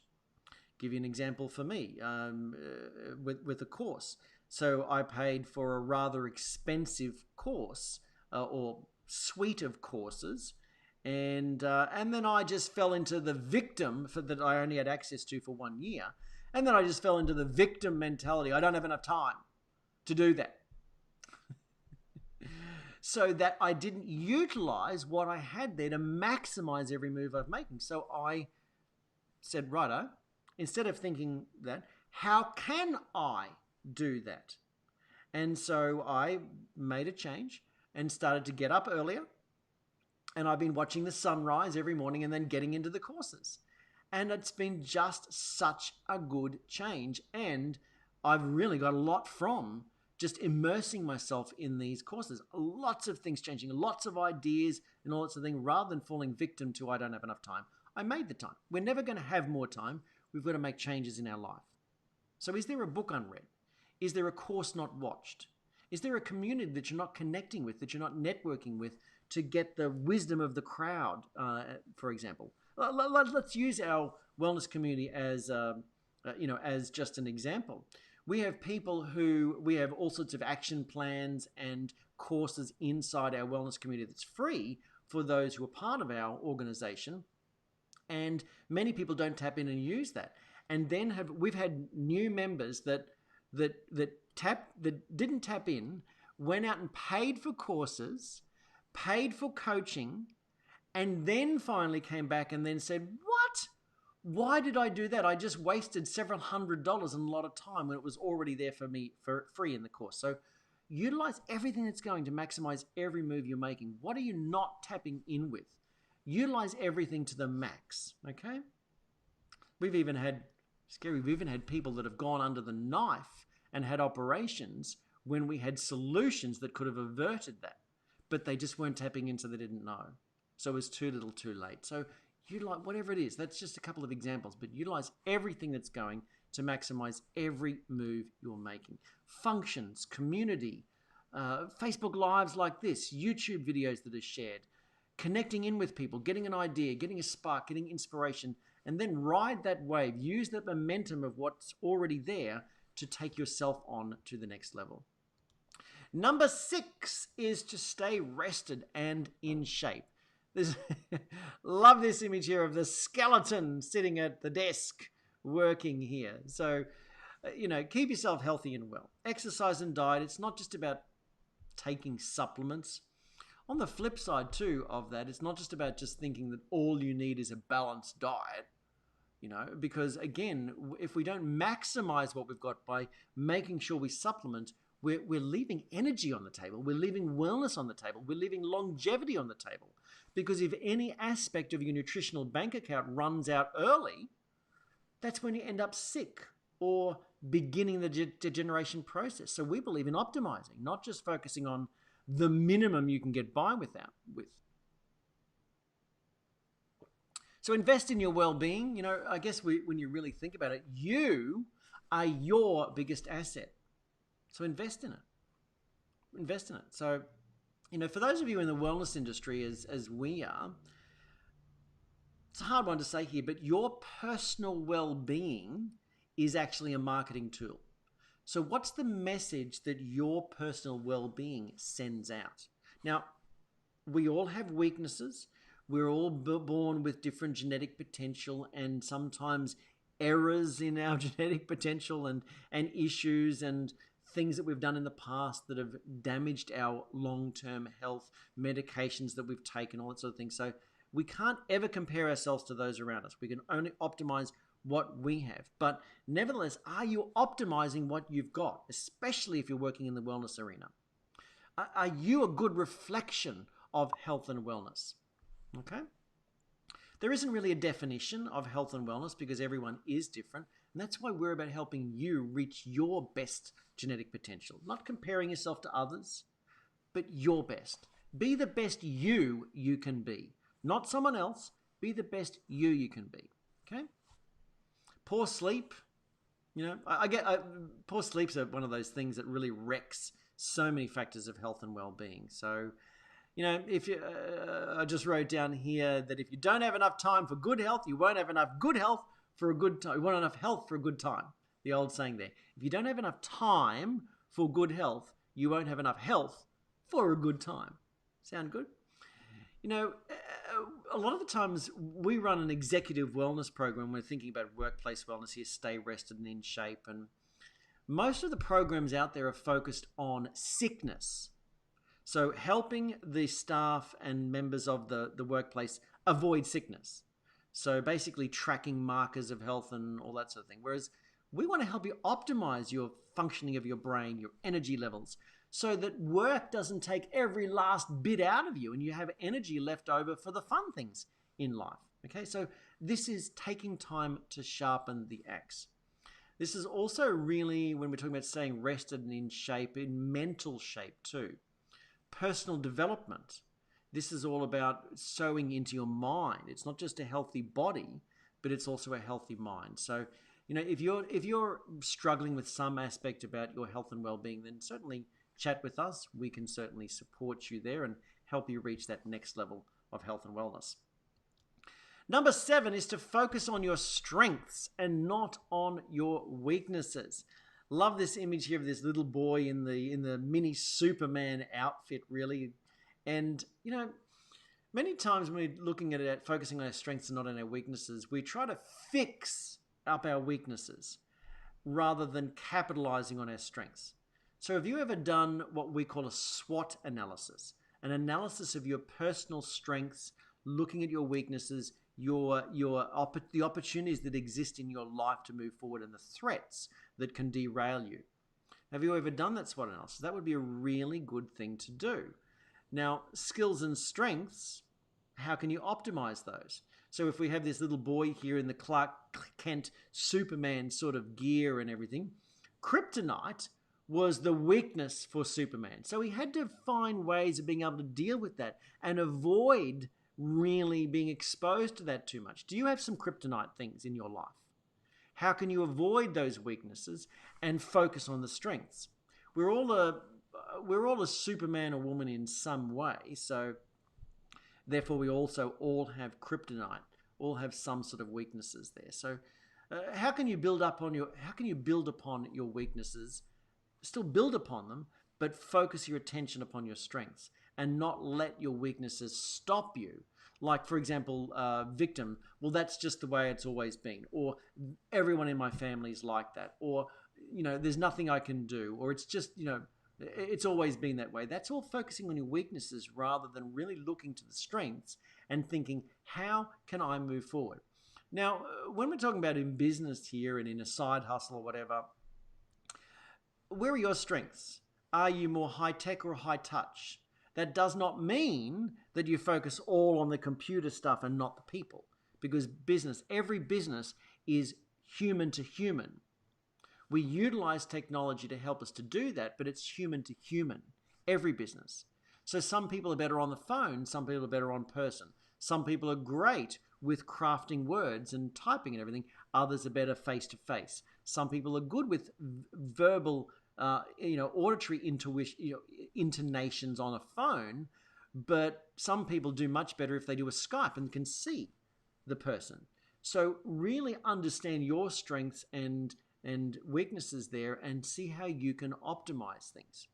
Just to give you an example here of speaking and everything, I've in my past been invited to speak at all sorts of different places, and what I recognized is that while I was fairly confident jumping up there and talking and I could articulate well and I enjoyed the process, I noticed that one of the weaknesses for me is that I was more nervous in some situations. And so I did a bit of a SWOT analysis. Why am I nervous in these situations? And I found that, sometimes people would reserve seats at the front of an auditorium for the speaker and put them right there front and center. And I felt like when I had to jump up and turn around and say, hello, welcome along here, everyone. It's great to be here, that I was much more nervous. That was a weakness for me, that my nerves were a weakness. So how could I turn that around? So by self-analysis, I recognized that. And so I would then take control. And so I would say to whoever the organizer was, thank you so much for organizing that seat, but would you mind, I'll just stand up the back here until I'm ready to go on. That way I could see everything that's going on and I could come up feeling stronger. So by knowing yourself, you can focus on your strengths, but build upon your weaknesses or take control of those weaknesses rather than feeling a victim to circumstance as such. So number 8 is stop being such a hard-a-holic. Stop being such a hard-a-holic. Now, you may have seen this cartoon around with the Midvale School for the Gifted, where the kid's pushing hard on the door when it clearly says pull. But I assert that there are many people out there making it harder. You might be making it harder than it needs to be because you are pushing where all you need to do is turn around and pull. Pushing harder. Look, if we look at this instance, it's so obvious. If this kid just pushed harder, tried harder, it still wouldn't help. Sometimes you need a different approach. So are you in a rut with your habits, just pushing harder? I've just got to do more. I've just got to do more. I've just got to do more, rather than needing to step back and take a different approach? Are you in the habit of just being busy in what the 40X people, the 4 disciplines of execution people, with the Franklin Covey organization, they say the whirlwind. You're just wrapped up in, just things are just so on top of me. You can't stop and everything. Rather than your wildly important goal, stepping back and going, what's most important to me right now, and how can I get that done? See, we can have subconscious beliefs and habit patterns that run us that make us a hard-a-holic, that make us believe that hard work plus whatever equals success and everything. And yet, if we understand that our programs, our ruts make it harder work than we need to, then we can make that change. We can tweak our approach so that instead of push, all we need to do is just relax and pull, and we get better results. Okay, you probably are being a hard-a-holic. I know I can do the hard-a-holic thing too. So step back, and take a look at things in your life. Now, this also leads to the fact that you might need to delegate or automate or even avoid C-type activities. These are I'll just go through. A activities are goal-oriented activities, the things that are important to moving your big rocks forward.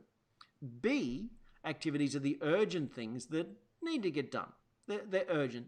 They are important and they're urgent. They've just got to get done. You know that they mightn't really be goal-oriented, but they're just part of the whirlwind or part of life. It just has to happen.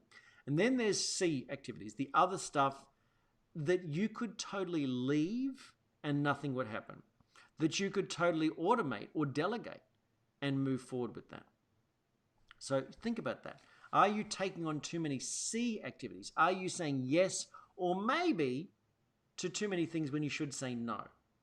Are you self-sabotaging in some way? Are you not really getting focused? Are you letting the perfect be the enemy of the good? I like to say now, version 1 is better than version none. Because I like everything to be really top-notch. And sometimes, I've got into the habit of saying, well, this that we're doing, like website development or communities and everything, and the support that we provide, I then see the support that others, I saw that we were providing, I was saying it's just not good enough. It's just not good enough. And then I realized that the support that we were providing in our organization was better than the support given by a $70 million Australian company, looking at the support that they were giving compared to what we were giving. So, really, sometimes we can compare ourselves and it's not apples to apples or whatever. And so really, you can be focusing on things that just make your life too hard. So how do you get the results? Version 1 is better than version none. How can you start to pull rather than push? Number 9 is to make sure your subconscious programs are working for you and not against you. This is a great picture that I found here of the iceberg analogy of the conscious mind and the subconscious mind, but with a deeper analysis looking at the higher self and the unconscious and all that sort of thing. And while I disagree with some of its assertions, I think it's a really good thing to look at, that by the age of 7, in the first years of your life, you're essentially downloading programs to your subconscious mind from the environment. And then your conscious mind starts to kick in. You start to become more aware of things and have more of the ability to choose. So if you're operating on many of the programs that you downloaded when you were a kid in different areas of your life, then, that's letting the programs run you. So, and so you're letting your personal beliefs, if we look here at the image, personal beliefs, cultural beliefs, projections, self-identity, our fears, our habits, they're all stuck here in the subconscious mind. And it's great that the subconscious mind can store these things because it allows us to just run the program. So you can just drive a car now because you programmed it. Many of the tasks that you do automatically today, you programmed into the subconscious mind. That's the good side of things. Many of your beliefs are programmed into the subconscious mind. Many of the beliefs about yourself are simply programs like being able to drive a car.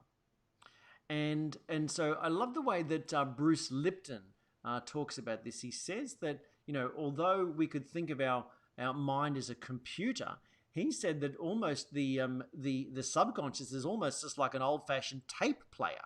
It just plays the tape over and over again on repeat. This part of your life, if you want to change a certain part of your life, you're going to have to change that tape because it just keeps your subconscious just keeps playing the tape. That's a good and a bad thing. Currently, you're playing tapes from your subconscious mind. That's the bad part. The good thing is that you can change the tape by taking conscious control, executing upon things like the Wake and Be Savvy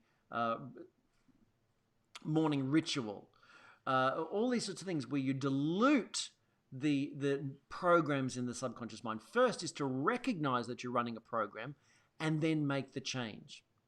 So what tapes have you put in there or allowed to be in there? Take advantage of the power of the subconscious mind and reprogram it. A good book that you could check out is Joseph Murphy, The Power of the Subconscious Mind. That's one particular thing. Bruce Lipton has some good books too. Some of them differ in their opinions, but nevertheless we can make changes there. So some of the ways that you can reprogram your subconscious mind: goals, written goals, affirmation, visualization. For example, really, really important. Clear goals, having a trigger to trigger a change in thinking. So, for example, some people, if they wear a watch, just put a little dot of nail polish on there, and their trigger is that when I see that dot, I'll remind myself that I'm in control of how I'm feeling, or I'll say my affirmation, or repeat my goal. Others talk about keeping a goal card in their pocket. Others on their device, having a goal on their home screen so that every time they pick up their phone, it triggers them to think about their goal. All of those sorts of things really work to reprogram the subconscious mind. And you can't eliminate the negatives. So you can't really change the tape. You can only dilute the programs. So one great analogy is sort of like, let the old, think of it as a double, we could think of it like this, as a double tape player. Old school, a double tape player. You could leave one there. You can leave the old tape there. Just use the other side to play the new tape.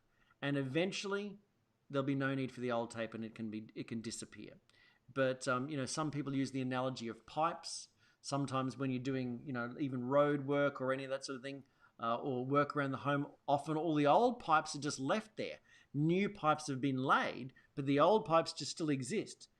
The old pipes didn't need to be dug up for the new pipes to be laid. So now's the time, today's the day, to start laying new pipes that make your subconscious mind work for you and not against you.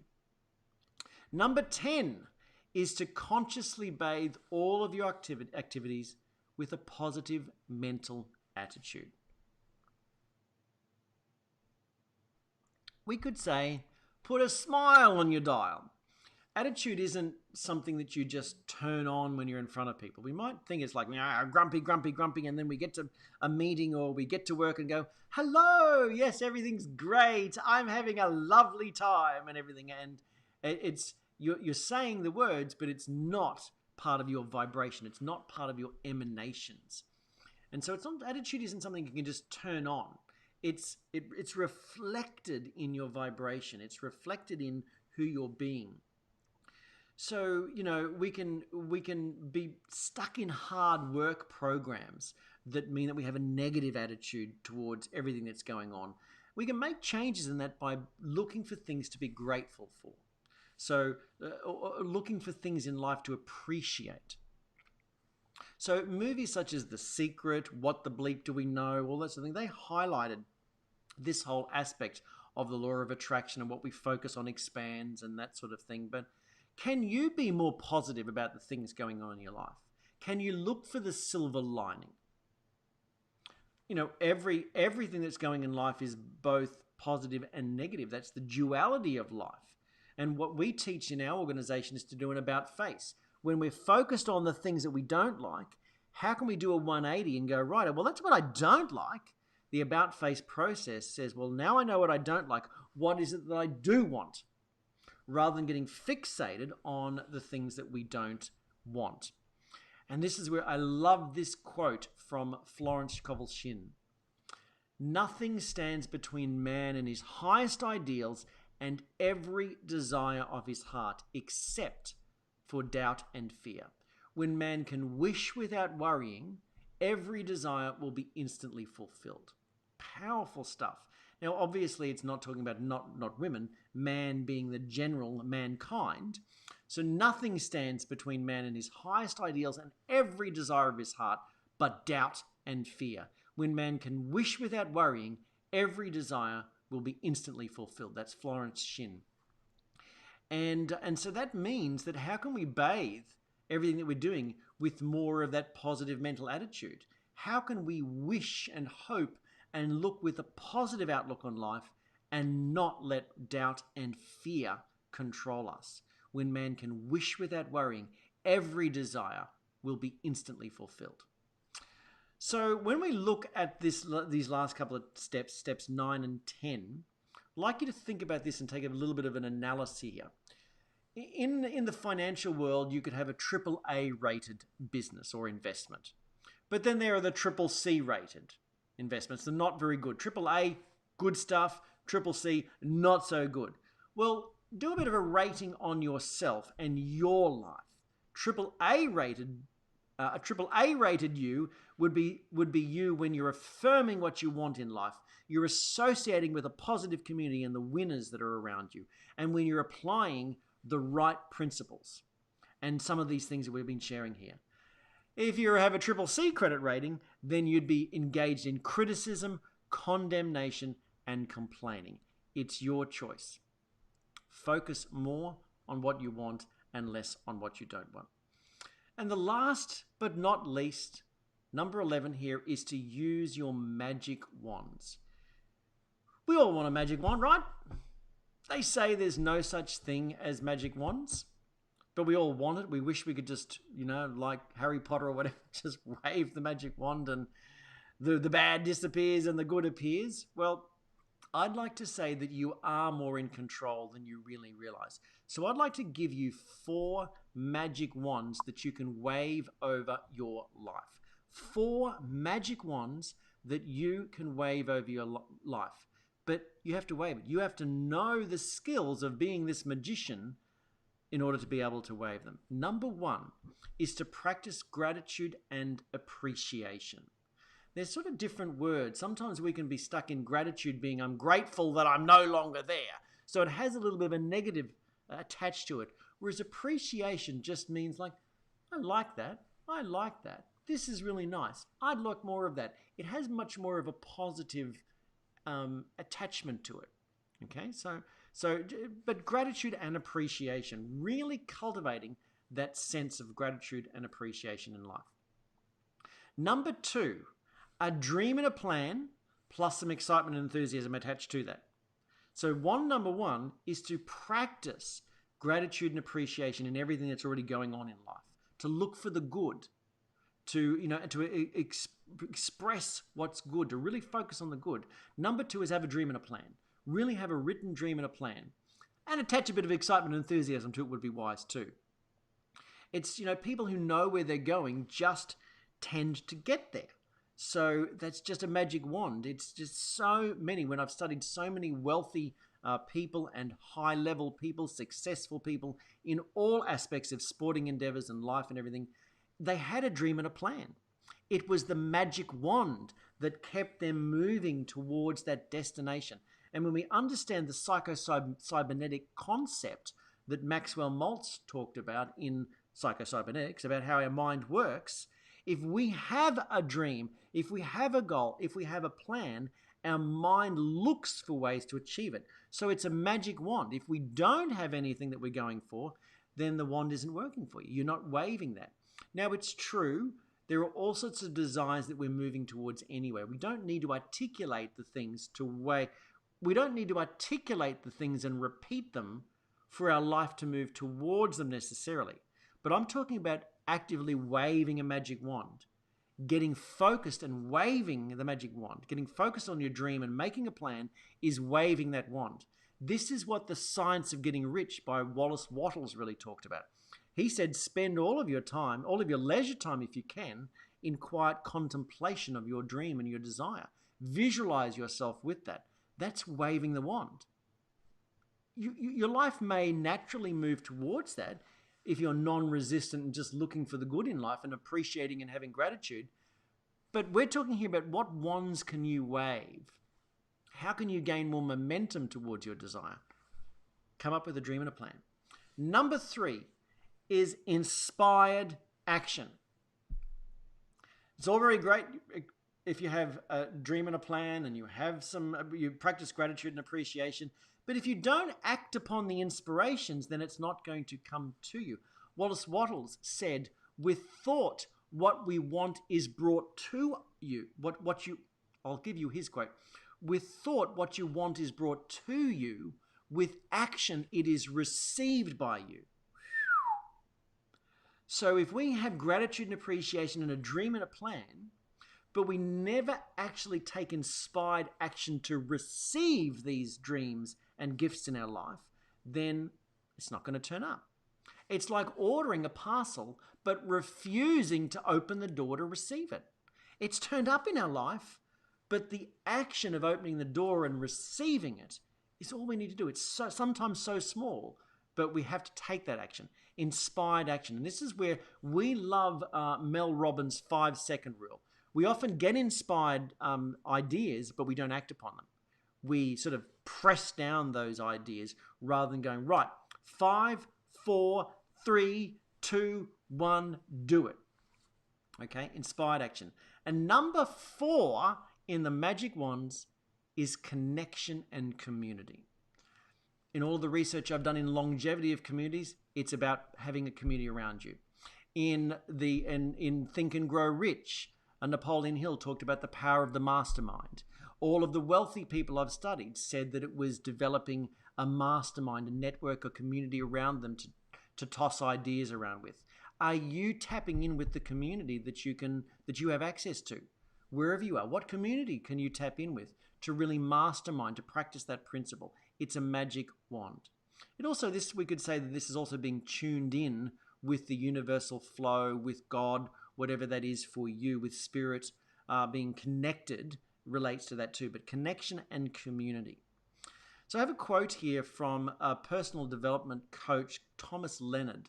He was born in 1955. So he said this: people who wait for the magic wands fail to see that they are the magic wand. So you have it all within you there. It's just about activating these magic wands and bringing things into your life. So they're the 11 ways to work smarter and not harder. So I hope you found those valuable. We would love to hear your insights on these 11 ways to work smarter, not harder.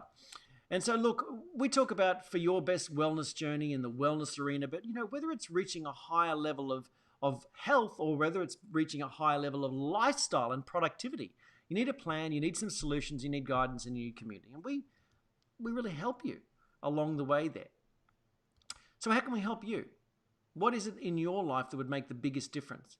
I have a question for you here on the Healthy, Wealthy, Wise show for you to really identify. What would make the biggest difference in your life right now if you had more health and vitality than you have now, or if you had more money and lifestyle than you have right now? Which would make the biggest difference in your life as it is right now? Because if you can tell us what you want, we can show you how to achieve it.